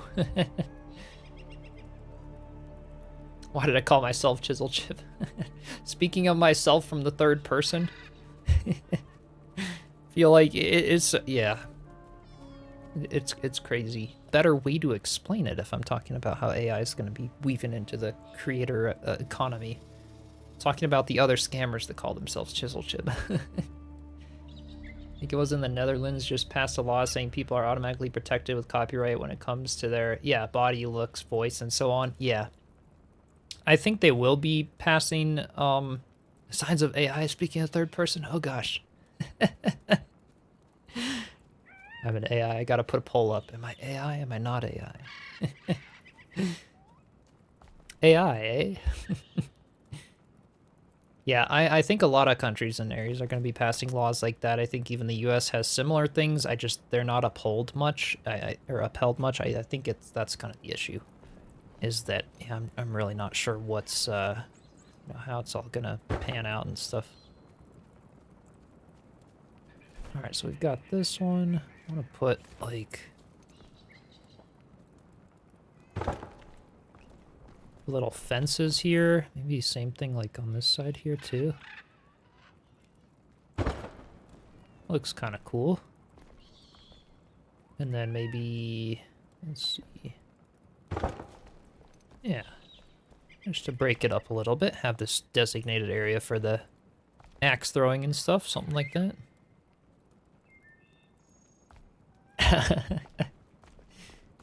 I am not AI. Ah, that's what AI would say. Chat panics. Oh yeah, secret door at the bookshelves. Oh, that could be cool to do like back here. Something that like backs into the hill. A little secret entrance or something back there. Yeah. I need to go make like a ton more barrels. Let me just do that in the... What other decorations do I have? I've got some crates. I could throw those down. That would be kind of nice to do on the... Why is that, like, down there? Oh, because it's... Okay, there we go.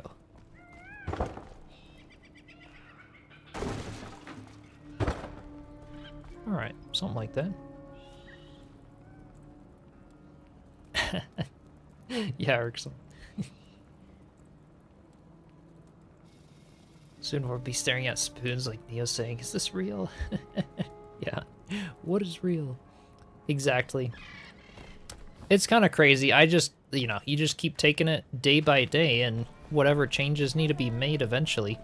But that is the thing with the creator economy. You never know what's going to be happening with it. You like to say like, oh, AI can't ever do this, or it can't take over this, but it's like with how fast stuff is advancing and things, I wouldn't be so sure about any of it. You just gotta take it as it comes and go from there.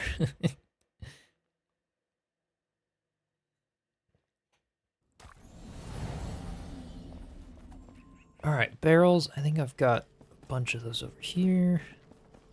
I can go make some more too. Yeah. That's the spot. Let's get a bunch of those. Some of these. Okay. Oh yeah. Bunch of these barrels. Sweet. Do that. Yeah. Pitcher. Yep. Gotta get all these things. What about the bags? Yeah. Grab some of the bags. Okay.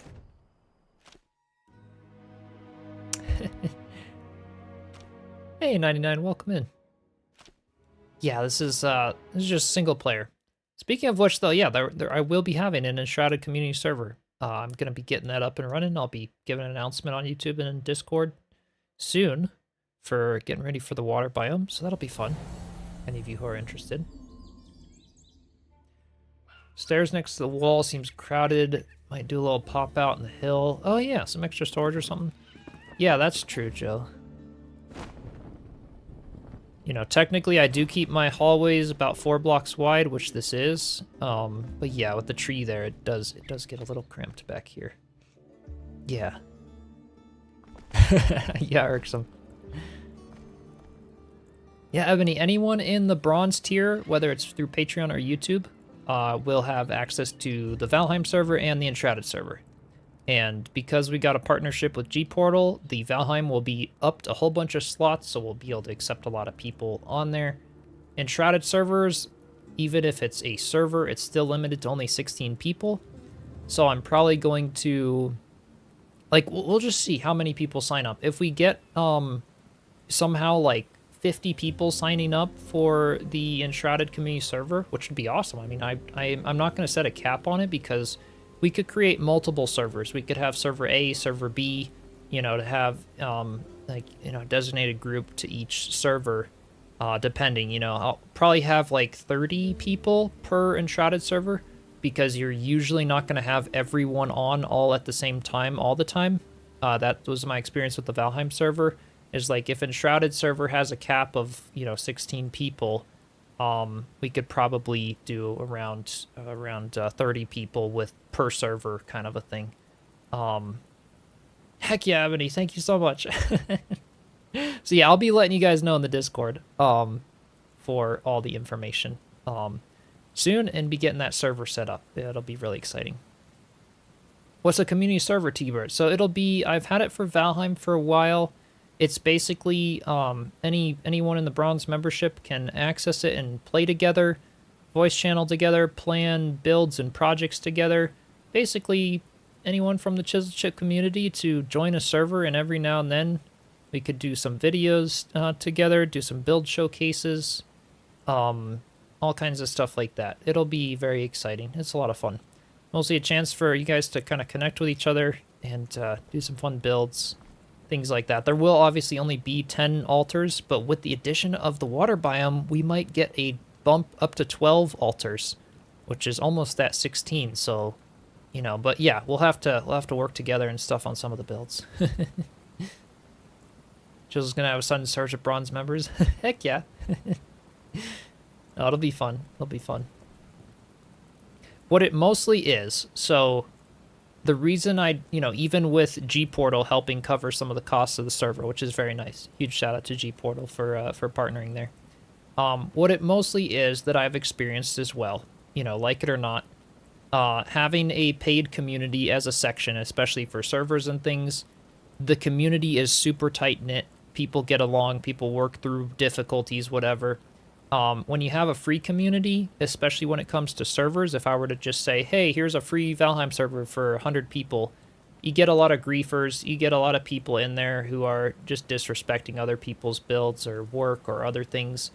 And not to say that can't happen with paid members, but as with a lot of things, putting it behind a paywall of some kind, even if it's really small, it helps with keeping the community tight-knit and keeping it really quality, which is something I like for the server side of things. But as I've always said, if any of you want to like host your own servers or things and like, you know, do that or just chat with each other in voice chats and play multiplayer with each other, by all means, you know, the Discord community itself, completely free. Yeah, more emotionally and financially invested. What, yeah, makes a cohesive community, right? Yeah. Happy to collaborate and team up with someone. Yeah, totally. So yeah, definitely excited. If anyone is already in the bronze membership, and I'll be, like I said, I'll be putting out some posts explaining all of it as well on Discord. But if anyone's already in there or wants to be a part of that, that will be probably set up within the next week or so to get started, which will be really fun. Alright, we gotta figure out what I'm doing for this top, like, see how it, like, tips around? That's kind of cool, actually, but we gotta figure out what I'm doing for this top section. I think that's where I wanted to try to use these window pieces if I could somehow. Yeah. If I rotate them and then put them flat, and then that was kind of the plan initially, and then try to, oh, now my barrel is rotated. Sort of build like these pallets or something along those lines. Yeah, no worries, Maria. No worries at all. Yeah, paywall helps people appreciate what they're paying into. Exactly. That's what I've learned even for like courses and other things, which I may be doing on my other channel in the future. I want to sort of build a channel around teaching people about YouTube and other things like that, and might do some other beginner courses and things. I find that like with free courses, it works for some people, but it takes really motivated people because you're basically being self-motivated. When something is paid, you're now wanting to get what you paid for, and so you actually show up and do the work, right? So for courses and stuff, even if it's something small, it's like, oh, you know, you might have a, you know, course of, you know, beginner to pro growth on YouTube or something, and you know, you get a free one and a paid one. And the free one, people just like, oh, hey, I can log in anytime. I can do this anytime. And it ends up not being something that they ever end up doing in the end. So it's, yeah, it's kind of an interesting thing. Just human psychology, right? Yeah, quality over quantity. Exactly.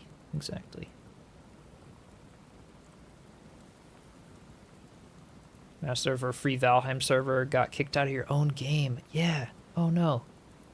That's crazy. Oh, coffin lid? Oh, that could be a good idea here. Yeah. Definitely. When people are paying, they'll actually use it. Dropped over $200 on Arc cluster server and no one uses it anymore. Yeah, exactly. So, and with Gportal, it's nice because I'm able to sort of fine-tune the hosting based on how many people are active or using it or other things. So, yeah, it's especially worked as the community has grown, to be able to have those abilities to do that and enough people to kind of sign up and make a solid group. I think the last Valheim server that I did, which was like, gosh, almost 2 years ago now. It's been a while. I think we'll have more people on the Valheim server again when Deep North comes out, because I think a lot of people are kind of waiting. But yeah, we had like 20 or 30 people in the group. It was awesome. A nice, like, tight-knit group doing some really cool projects and builds, a whole village and stuff. Definitely fun. And Enshrouded's multiplayer seems to be really smooth and work really well, so that's also a plus. You know, it is limited at the 16 players, but yeah, seems to work really well.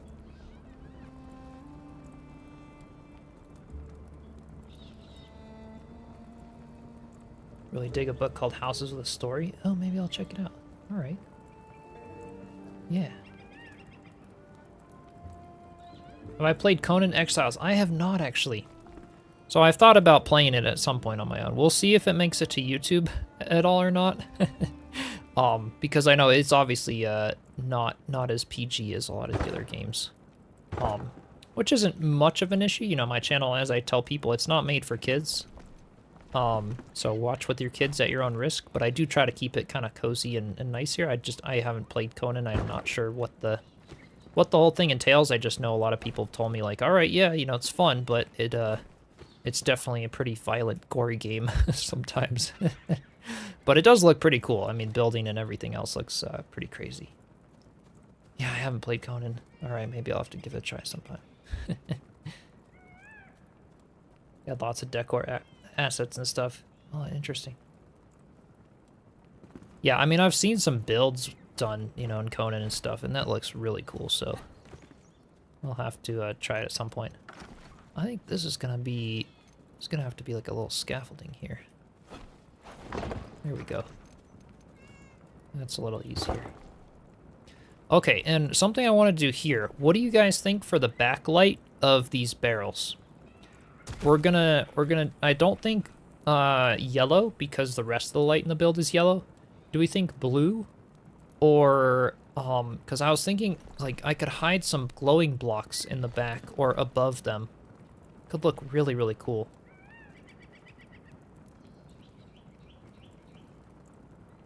Chris says it's good, alright. Briefly on older rig, almost melted at the said rig.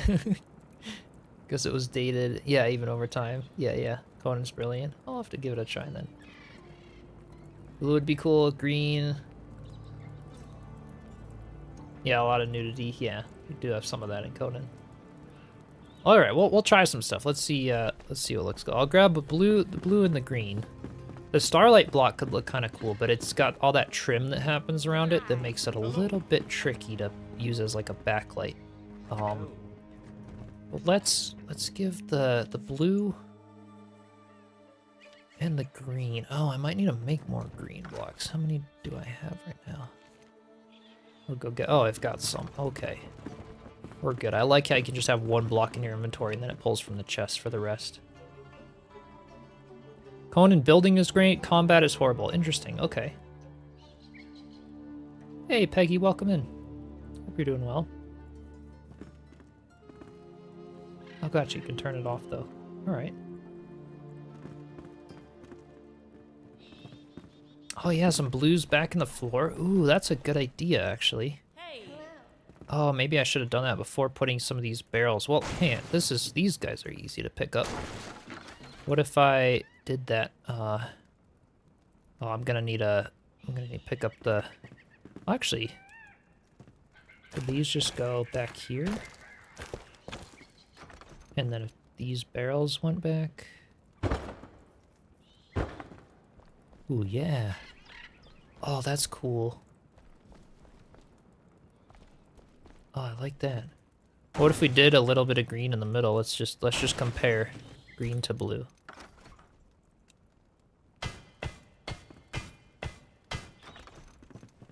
Because green looks cool too. Let's do both. Why not? Why not? It'd be fun. We could kind of alternate, like the next row up here is green, and then here is blue, so it almost makes like this turquoise wall. That could be kind of cool. Because, yeah, they both look really, really cool. I like that, like, passive lighting back there. Something like that. Yeah, and the room dividers being translucent. Yes, we could use those to hide the lights if we have to. For sure.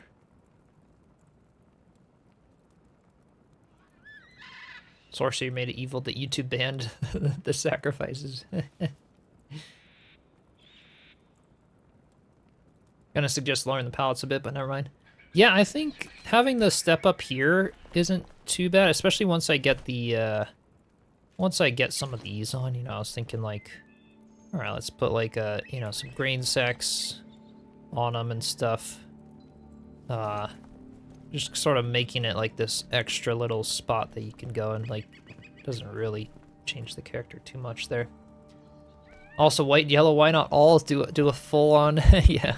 The rest of the light in the build is kind of white and yellow, so I was thinking just to kind of contrast against that.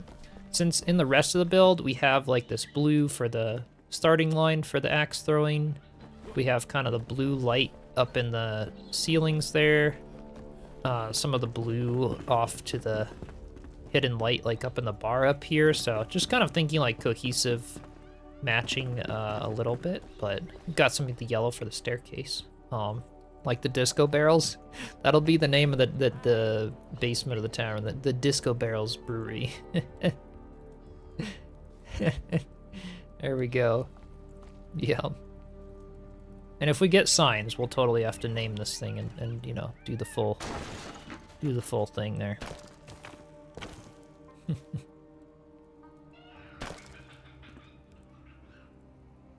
Spend a lot of time grinding materials. Any quick tips? If you would like to use a resource world, that would be my best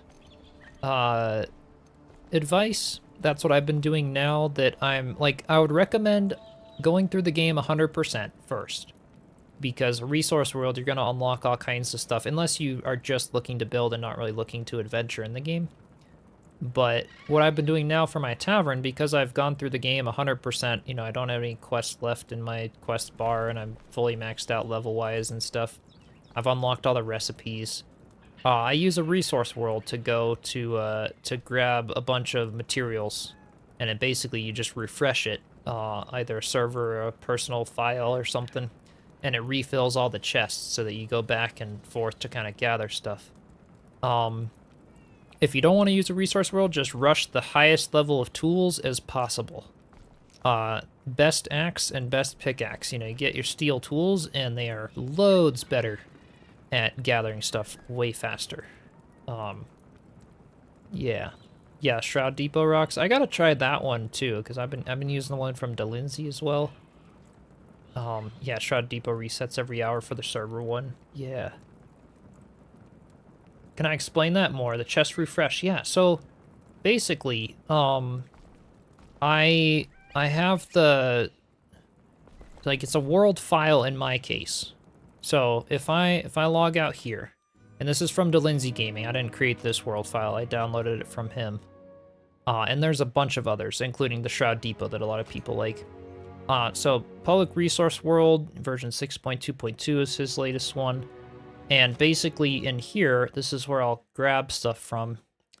He's just got chests that are full of pretty much everything. You gotta sort of know how to navigate the resource world a bit if you didn't build it yourself. I've been using this one a lot, so I kind of know how the layout is, which is why I've stuck to it a while. But it's like, all right, I've got blocks, you know, tons of them in these chests. Tons of blocks.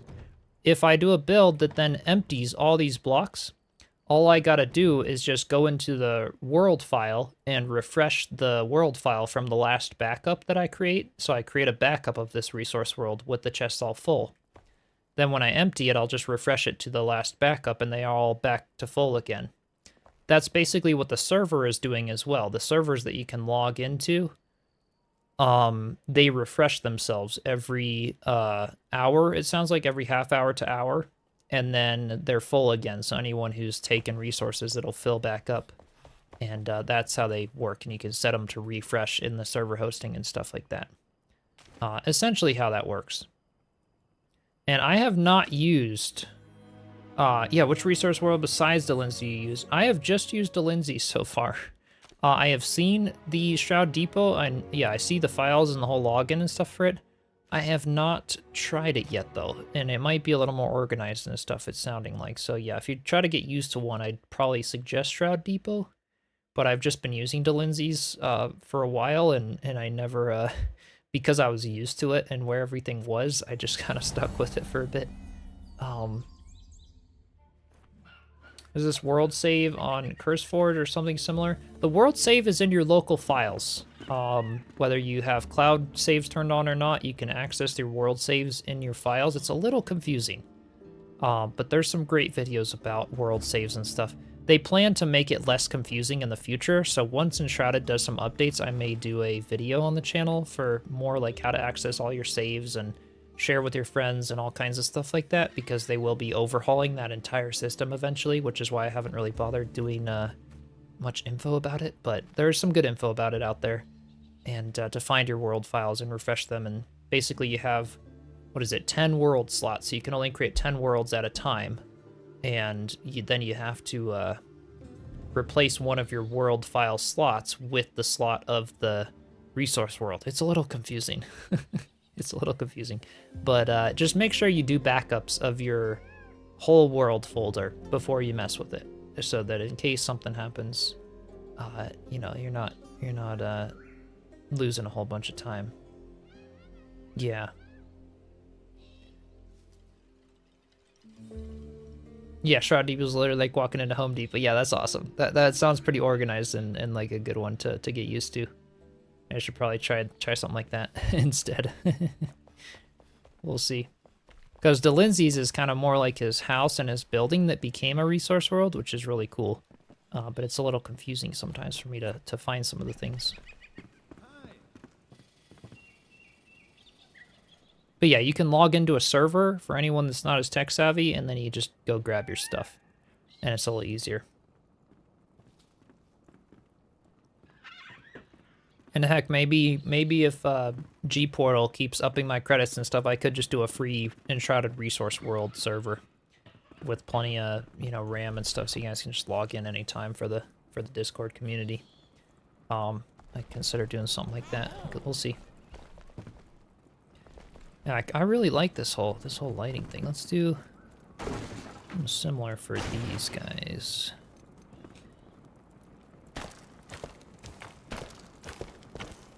All right. Oops. And I wanted to also, I forgot to do, is put all the roof blocks up here. Kind of closing this corner.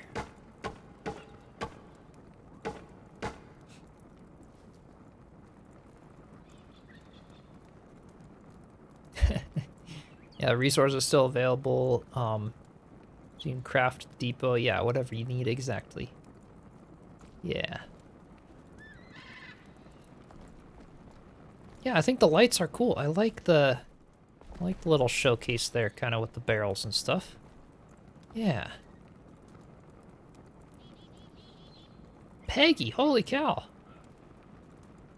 50 gifted memberships. Peggy, you are amazing. Huge shout out. I don't think I've ever gotten 50 gifted memberships on YouTube. Peggy, you're the best. Oh my gosh, thank you so much. I appreciate you.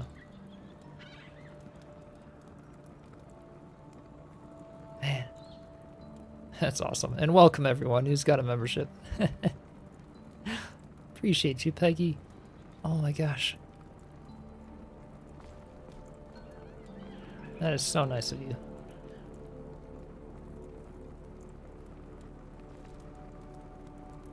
Yeah, 50 is definitely a record. Peggy just set the record.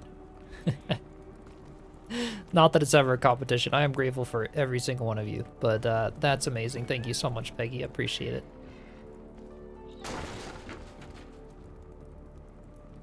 I get a little block back in here. Oh, I had it. There we go. Get that. 50, man. They just keep going. Oh my gosh.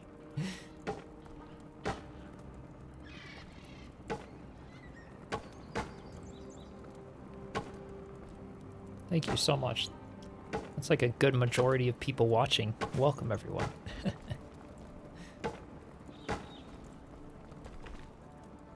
Wow.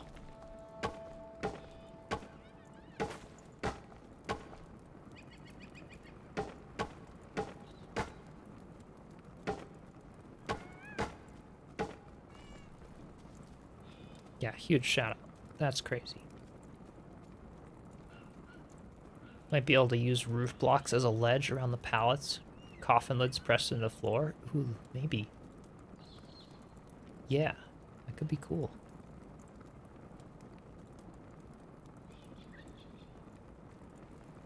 Yeah, big celebration. Thank you so much, Peggy.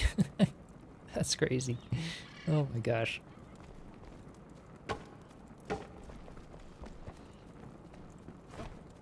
I don't think I put the blocks in the very back here. I'll just kind of,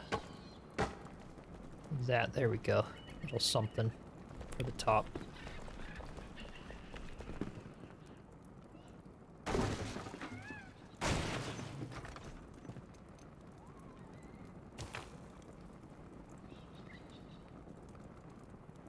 And yeah, T-Bird. Everyone make sure I have turned on the ability to receive gifted memberships.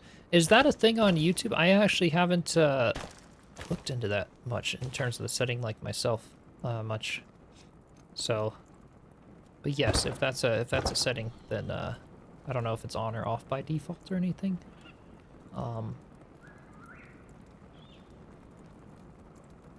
Yeah, I appreciate it, Irksome. That could be cool. I should get used to that.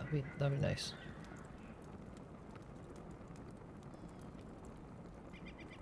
Oh, big food plates for wine bottles. Yeah. That would be cool. Try to crisscross them and stuff. Yeah. We'll see. We'll see. Come up with all kinds of ways to do it. So we'll do the center one green. I'm almost wondering here if... All right, let me rotate this guy down.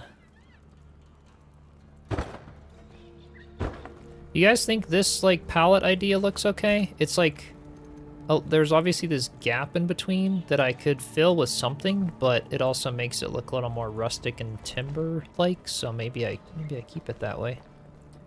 Oh, it's sort of using those windows as palettes, something like that. Have it enabled the gift membership. All right, yeah. So thanks for reminding people, T-Bird. That way you guys have a chance if people are kind gifters in the chat. For ages you thought you were unlucky. Oh, I'm sorry. Yeah, so turn it on. I didn't know that was a thing. Thanks for even letting me know. To remind people as well. Like the palettes the way they are. Awesome, okay. If anyone has questions, enter the Shroud Depot and all. Yeah, thanks, D, appreciate it. Yeah, hop on Discord. Plenty of people will be able to help out with that, for sure. Yeah. Well, now all you guys will be ready for the water biome release for the streams. So launch big launches and updates with Enshrouded are busy in YouTube. I tend to get, well, the last launch I had about 500 viewers across YouTube and Twitch for the last Enshrouded update. The water biome update may be even more than that, depending on if there's still a lot of interest and hype for Enshrouded. And so that, you know, having the memberships, even if it's just the lowest level, if you guys have like the wood memberships, like $1 or $2 a month, having the little badge in the different color name, in those streams that get busy, and I figure I'll let you guys know since this is kind of a good time to, good segue for that. You guys will get, you know, I'll try to be prioritizing reading your chats and your comments and things like that. Makes it a lot easier for me as a creator seeing all of that in on the YouTube side of things. That is the benefit of YouTube memberships over the Patreon ones. Is on Patreon you'll still get the same perks as YouTube, and sometimes for a discounted price since Patreon doesn't take the big cuts that YouTube takes. But on YouTube you will get, like, it's really easy for me to see your guys' chats and messages when live chat gets busy and things. So feel free, like in busy chats. If you've got the membership role, know that I'll see your message a lot easier. You can ask questions, all kinds of stuff like that. Yeah. Watching and playing Shroud for a long time. Already logged 53 hours. Nice. Just made it to the Kindle Ways. Awesome. It is such a fun game. I hope you're having a lot of fun with it. Yeah. End game, no quests left. Got your rubber boots on the doormat, ready for Keem to splash into the water. Nice. Yeah, I can't wait. It'll be so cool. Can't read everything, don't worry. Yeah, I know, Maria. I try. I try. It's fun to connect with people. I'm still small enough as a streamer where 99% of streams I'm able to mostly read all the messages. So feel free, anyone, to ask questions, to chat, all kinds of stuff like that when we're doing lives. Because I always love them as a way to sort of engage with you guys, and for longer things rather than sort of doing these big videos and stuff. It can be fun.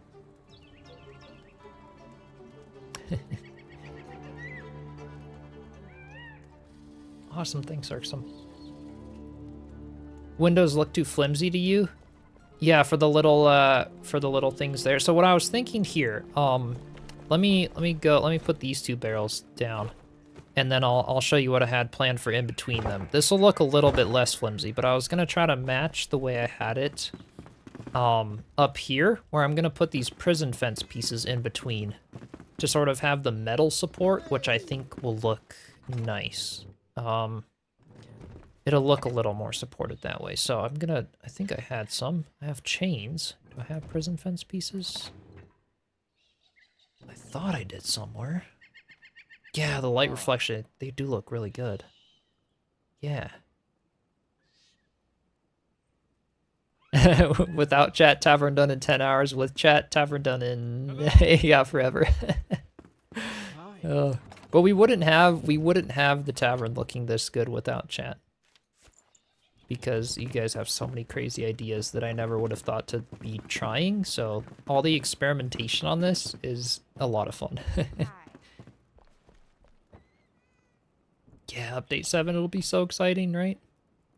Yeah, I can't wait for the water biome. Yeah, this will look better, Joe? Yeah, let's try it. Let's see if this kind of solves what I was going for. All right. 2 and oh, maybe 3. Oh, I can do it like all the way at the top. Yeah, so this is what I was thinking. Is that we do this oops, is that oh crap. I put it up too far. Hang on. Scaffolding time. It'd be cool if there was a separate button to undo prop placements. I feel like I would use that a lot. Can I get in here and try to pick this up? Okay. Hey, there we go. And right there. All right.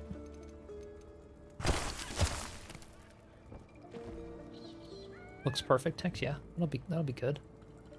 For every channel you subscribe to, you must enable the ability to receive gifted memberships. Oh, per channel. Interesting. Okay. Gotcha, gotcha. Thanks, T-Bird.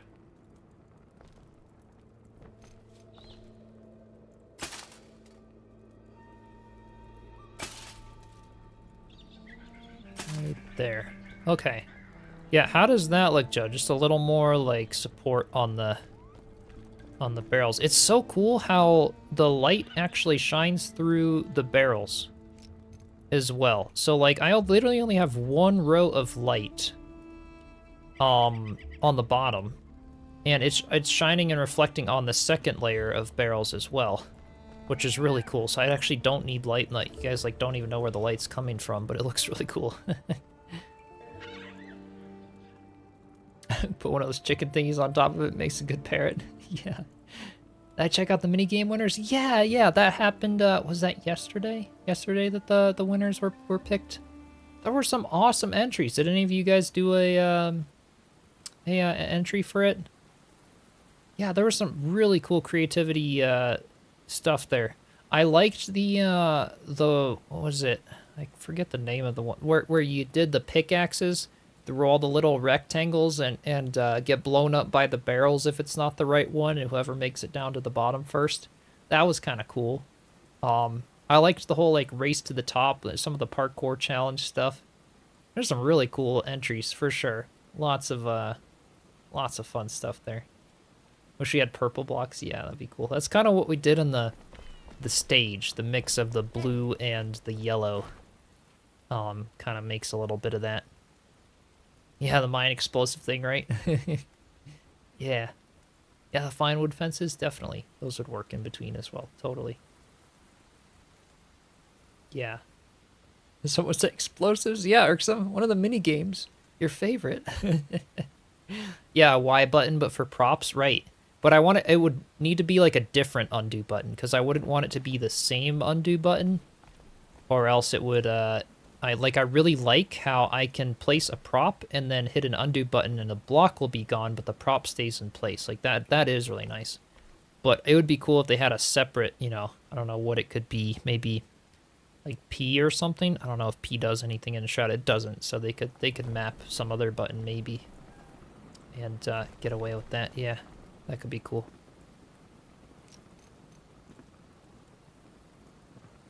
All right, I'm gonna put this one here and there. All right, that one's done.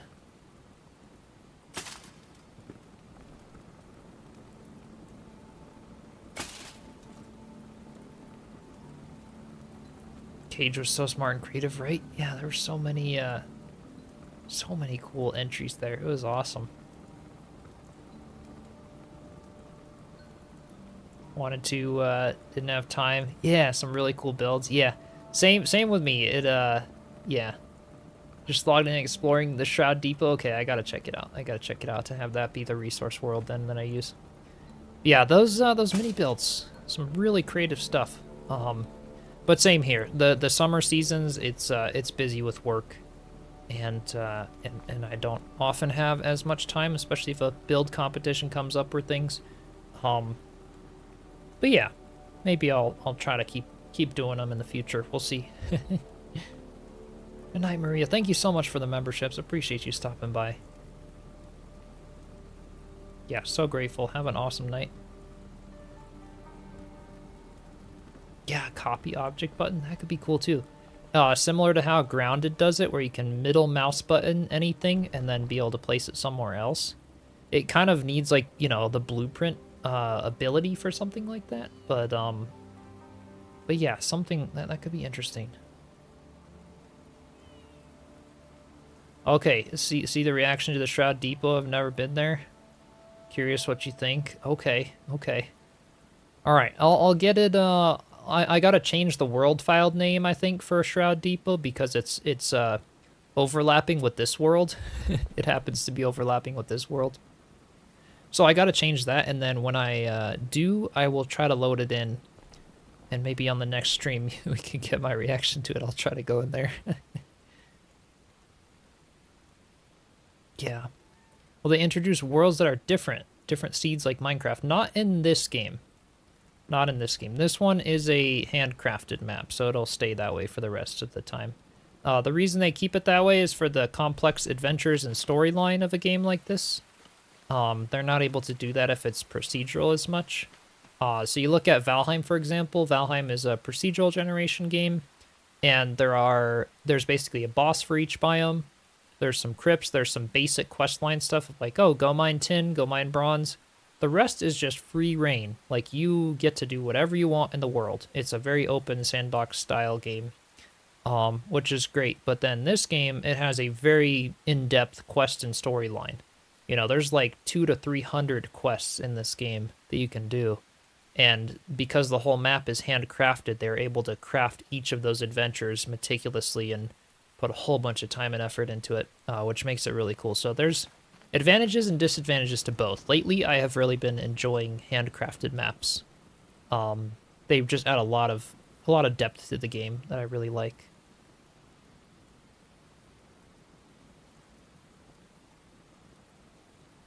I was just able to log on to the hosted server via domain IP. Not sure if that simplifies it for you. Okay, yeah. So, let me, okay. Does anyone want to put the, or DM me the IP or something? I could try to copy and paste it. And we'll see, I guess it's public already, so it doesn't matter. I could log in. If it's a server, I could log in right now and check it out. You think they might ever release the locked doors? Oh yeah, and the hollow halls for us. Using our builds. The big, which ones are those, Randy? Because we have some really, really big doors that we have to build that are all the big gates and big doors from the hollow halls. We can build those, but maybe I'm thinking of something else. Thanks, Soso. Appreciate it. Search in the dedicated servers tab. I can. Oh, you think I can just find it there? All right, let's check it out. Hello. All right, I'll come back to this before we wrap up the stream finally. But it's looking really good. I like what we've got going here, and then like a mini desk and bar here for some stuff. All right, let's see this. Let's see this Shroud Depot you guys are talking about. Join. Hey, Joe the Wizard. All right, where is server names? I'll put in Shroud. Oh wait, do I have to show password protected? Does it have a password, or is it empty my pockets? Oh my god, I want to pick up a bunch of stuff. Show empty. Oh, I don't want to show empty. It's searching. Oh, maybe I have to dedicated server. Here we go. Not player hosted. The worlds overlap because it's the same world file name as my world. It's a very confusing save system with the way Enshrouded does it. So to download, oh, here we go. This has got to be it, right? Yeah, resets on the hour. Okay. Cool, so I got that one. It just takes a little bit to pull it up. Empty bag for sure. Oh gosh. Well, I do have a lot of stuff right now with the in the world, but okay. What's the no password? Oh, I can just join. Oh, it does have a password. Oh, join without password. Oh, world with fewer permissions. Okay, I see. Oh, favorite it. Yeah, good idea, Urxo. All right, let's see how fast this thing is too. If the server actually responds, okay. If everybody's gonna. Hey, okay, so it's a little slow and a little glitchy, but it's not too bad. It's rolling okay. High server load, yeah, so it might be a little bit, Hey! People are saying hi. Where do I wave? I wave there. Hey! Let's go shopping! Okay, where is it? Is it down here? Is this where it is? Where do I go to the... There's the altar. The Shroud Depot is north? Wait, where is it? It's down here? Shroud Depot? I think that's where it is. That's where everybody else is. Okay. Oh, wow. Aha. I see. It actually runs pretty good. Yeah, it's a little laggy with this many people because it's probably a pretty simple hosting service. So if it ever gets laggy, they actually have the world file that you can download for it also, which is nice. Dang, all right. This is big, yeah. Dang. Holy, I love it. It literally is. They, you know, the fluorescent lights on the ceilings and everything. Dang. Holy cow. Oh, they got the gem forge in here and everything? Yeah, because you can put these in with the mods. And, so, wow. So you could, oh man, that's a good idea though. If it's a resource world, may as well use some mods to build it, right? Have everybody able to, you know, forge and upgrade and do whatever they need. Is that a level 40 too? It is. Oh, wow. Yeah, it did just reset, so everything might be busy. I should get out of here and let people explore. Holy cow, oh my gosh. Wow, look at this. Everything. Oh, and that's such a good idea, using the grate sort of as this backdrop to add some shadow to make all the props pop and stuff. Oh man, yeah. I gotta use this then as the resource world from now on. This is great. Oh my gosh. And the backwards chests are the empties, yep, just for placeholders. Oh my gosh. Yeah, so this is what I liked about DeLindsay's, but like full on. Oh man, look at that. Every single prop and bag and some chest just suddenly appeared. Yeah, so it's a little laggy. That's a lot of resources in one place. Wow. Yes, you guys, I would recommend this. This is the depot of choice for sure. Is he upstairs here? Oh wait, whoops. Oh, there is a door there. It just doesn't show for me. Okay. Wow. Is this just like a big? Oh, this is the. I'm not supposed to be up here. This is the VIPs. This is the owners, the people from Home Depot that chill in the carpet aisle upstairs, and don't have to work a day in their life. That's this place. This is nice though. So it's like this whole are there any resources up here? Or is that's just all on one level down there and all organized? That is really cool. Is this all just to keep the comfort up high? Yeah. Glitch Game set up a personal Shroud depot so he doesn't have to worry about the lag. Exactly. That's probably what I'd end up doing. But left wing is food, plants, trees, barrels, right, baskets, all that stuff. This is really awesome. Yeah. Not supposed to be up here. Yeah, right. Where do I get out? Now I'm lost. Oh, wait, what is... Oh, it's just like a massive hotel. Dang, what a bougie Home Depot. Or not Home Depot, Shroud Depot, right? Oh, the fountain? Yeah.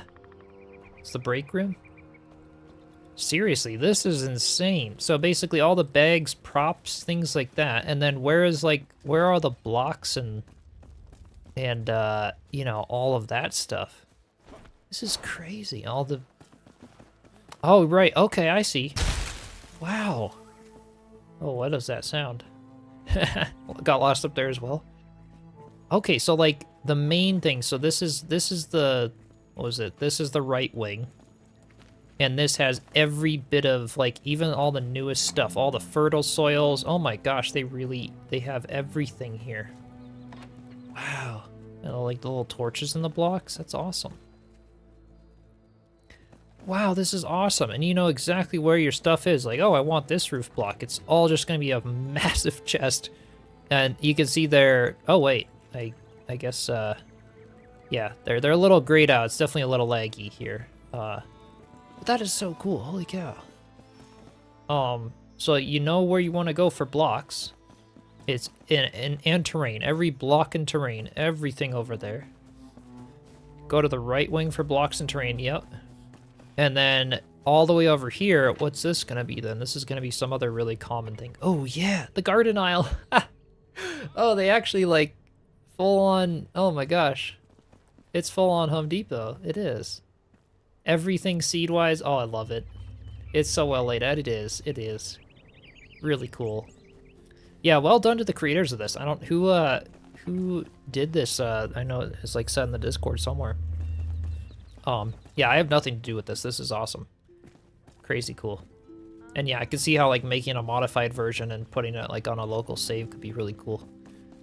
This is really neat. Yeah, well done. to whoever's doing this stuff. Or if we do like a community server for Enshrouded, we could get 16 people on all trying to build like a really cool Shroud depot or something for the community. That could be a fun project actually, because this looks like it would take a long ass time. Getting all the resources just to build it and then to like fill all the chests and stuff. Obviously you like fill one chest with one type of block and then just keep duplicating it, but like, yeah. Oh, this is cool. Thanks guys for telling me to yeah, I gotta get used to this place. That is really cool. And is the world like, do they have, yeah, the whole world is pretty much unlocked and same space, you know, same progression, I guess, as the Lindsays. So, like, that from that perspective, they have everything unlocked in here, which is awesome. Gotta make a Shroud Lowe's? Yes. Oh, yeah, we gotta do that. Hey, Joe, welcome in. Yeah, really well done, right? If you can't find things, you can just, go to the crafter in front, the store. Oh, that's true, and because it's refreshing all the time. Exactly. That's what I do in Lindsay's all the time. I just go to the little, where are the townspeople, actually? Where are all the NPCs? Because there's the gem thing here. Are you saying in front of the store? Is there a spot to craft things from the NPCs? I'm just missing it. Yeah, Home Depot song. Yeah, that's the only thing. This is the Shroud Depot server, Vicky. They told me to go on it to get my reaction to it. It's insane. Guess that you have to change your build since now someone's already working on that. Yeah, that idea. All right. Yeah, we got to do a Shroud Lowe's, a Shroud Ace. Yeah, this is crazy. Okay, I'll add it to the favorites. All right. Yeah, at some point, Chris. Probably not in today's stream, but I would love to at some point, yeah. That'd be awesome. Do some more build tours at the end of streams, actually. That could become like a regular thing at some point, because that was always fun. Yeah, that was you running around me, Irksome? All I saw was the lightning. I was like, what's going on? Nice. Yeah, so it's pretty laggy with a lot of people. I'll go ahead and log off so other people can get on, but that's really cool. So join, I want the yeah, dedicated server. This one, I want to favorite that one basically. Okay. All right, cool. Well, thanks guys. I got to get used to that one for sure.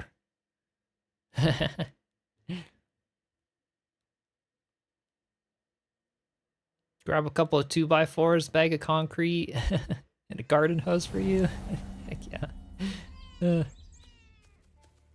Chiselchip, Depot World. Say that 3 times fast. All right.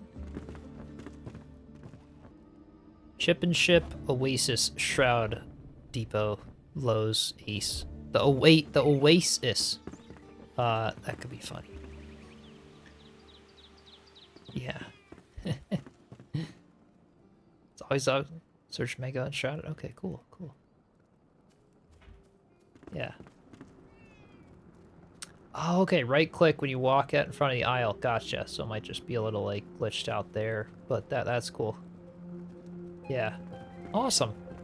Well, thanks guys for telling me about that. I gotta download like the save or something and start getting used to that one. That'll make builds a little easier until they add creative mode.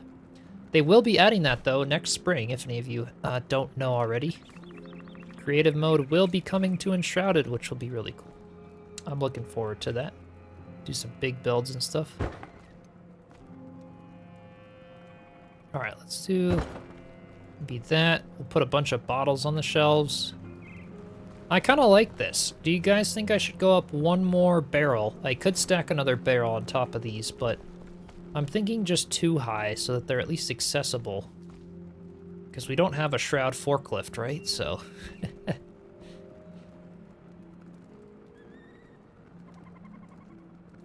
can see throwing together Resource World as a copy of Ember. Yeah, that could be cool. Building Goo, welcome in. Hope you're doing well. Gonna play Enshrouded now and lurk. Yeah, I'm getting the jitties now. You know, we're excited again for the water biome, all the building. really cool. Yeah, leave it as is, Alpha. All right, we'll do that. I want a big table for the front. Oh, we gotta, yeah.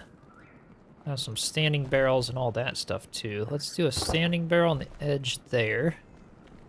And maybe even a few on the edge here to sort of trim out the... Uh-oh, you're gonna have to move. Okay. Who are you? Craftspeople, villagers.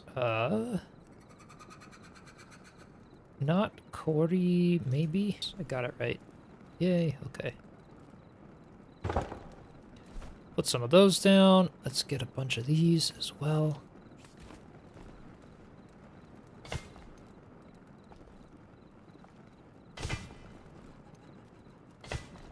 Yeah, this is cool.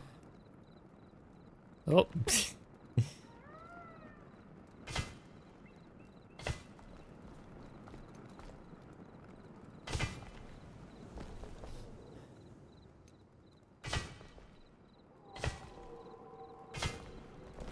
That's perfect.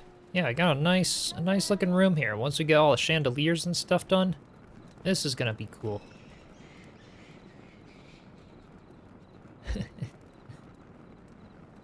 Yeah, one more's too much a little bit. Yeah, okay.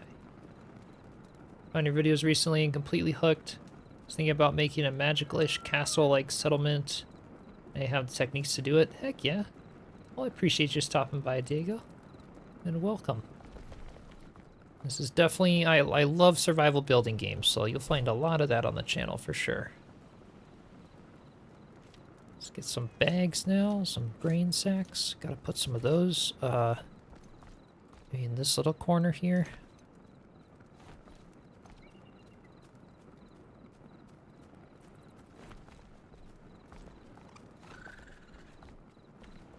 Yep, that's cool.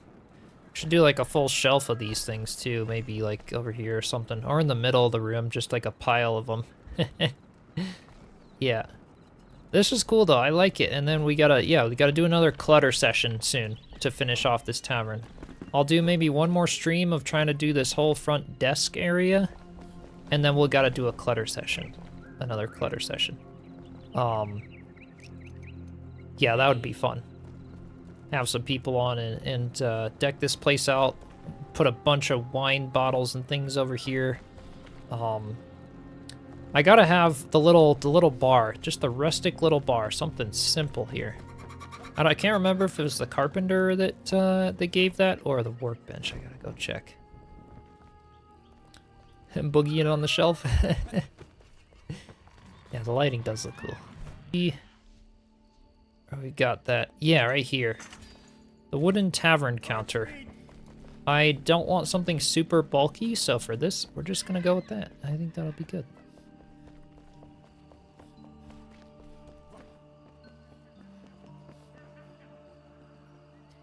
I go on Twitch as well, or just YouTube? Yeah, I multi-stream, so I'm live on Twitch right now as well. You can type !Twitch in the chat. That'll pull up a link for the Twitch stream.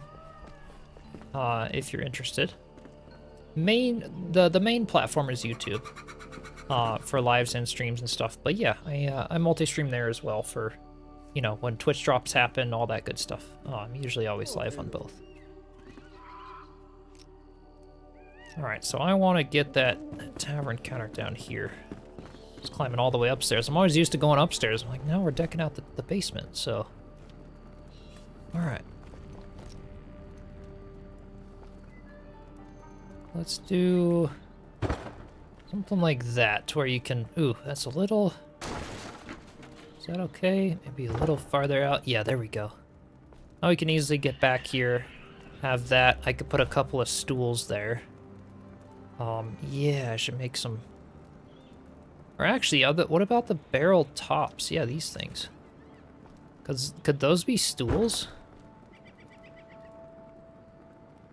We could. What if I put like a few of them like... Yeah, it's like a little bench, I guess. You can't sit in them, but I don't know, for now. They'll add a little bit of a fun vibe for some stools there. So yeah, just a miniature, like this could be a cool spot for the alchemist apprentice. let's do that. Lady Leclerc could be our bartender down here. And then yeah, we could deck the place out. You know, some more drinks, all kinds of stuff. Wonder if you'll ever be able to dress the NPCs. It'd be interesting. Right?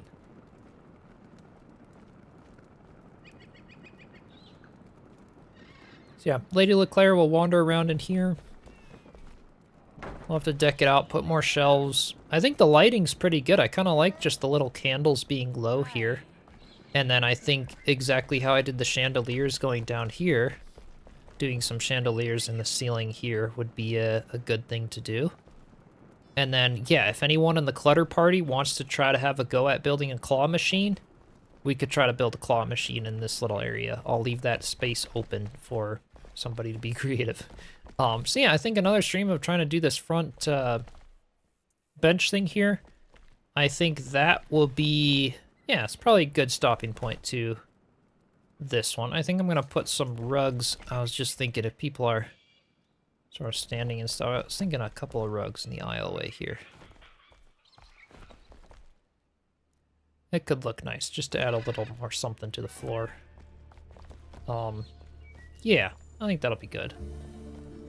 Love that we have a clutter team. Yeah, that'll be a lot of fun. It'll be a lot of fun to do something else with that. So I'll keep you guys posted for that. In terms of some immediate things to be on the lookout for, like I mentioned at the beginning, got a partnership with G-Portal, so we'll be doing a community Enshrouded server soon to get ready for the water biome update.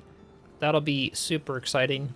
So yeah, be on the lookout for that for all the bronze members for YouTube and Patreon.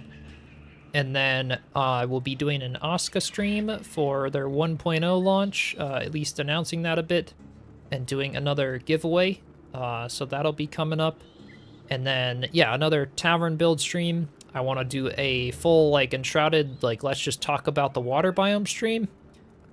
Review some more footage, answer some more questions, do stuff like that. That'll be fun. And then, yeah, just keep working on some builds, the Forest Village, all that good stuff. Just to keep passing the time until the end of October, right? So subscribe if you haven't already. Join the Discord server through the link in the description, or just exclamation Discord in the chat. We'll bring up a link. When does the water biome come out? Yeah, probably end of October. At least after October 20th would be my guess.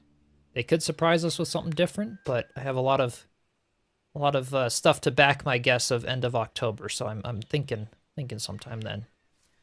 But yeah, thank you all so much for joining. Thanks for the gifted memberships, and everyone that also was Prime sub on Twitch today. Appreciate you guys, and I will see you all next time. All right, cheers, everyone.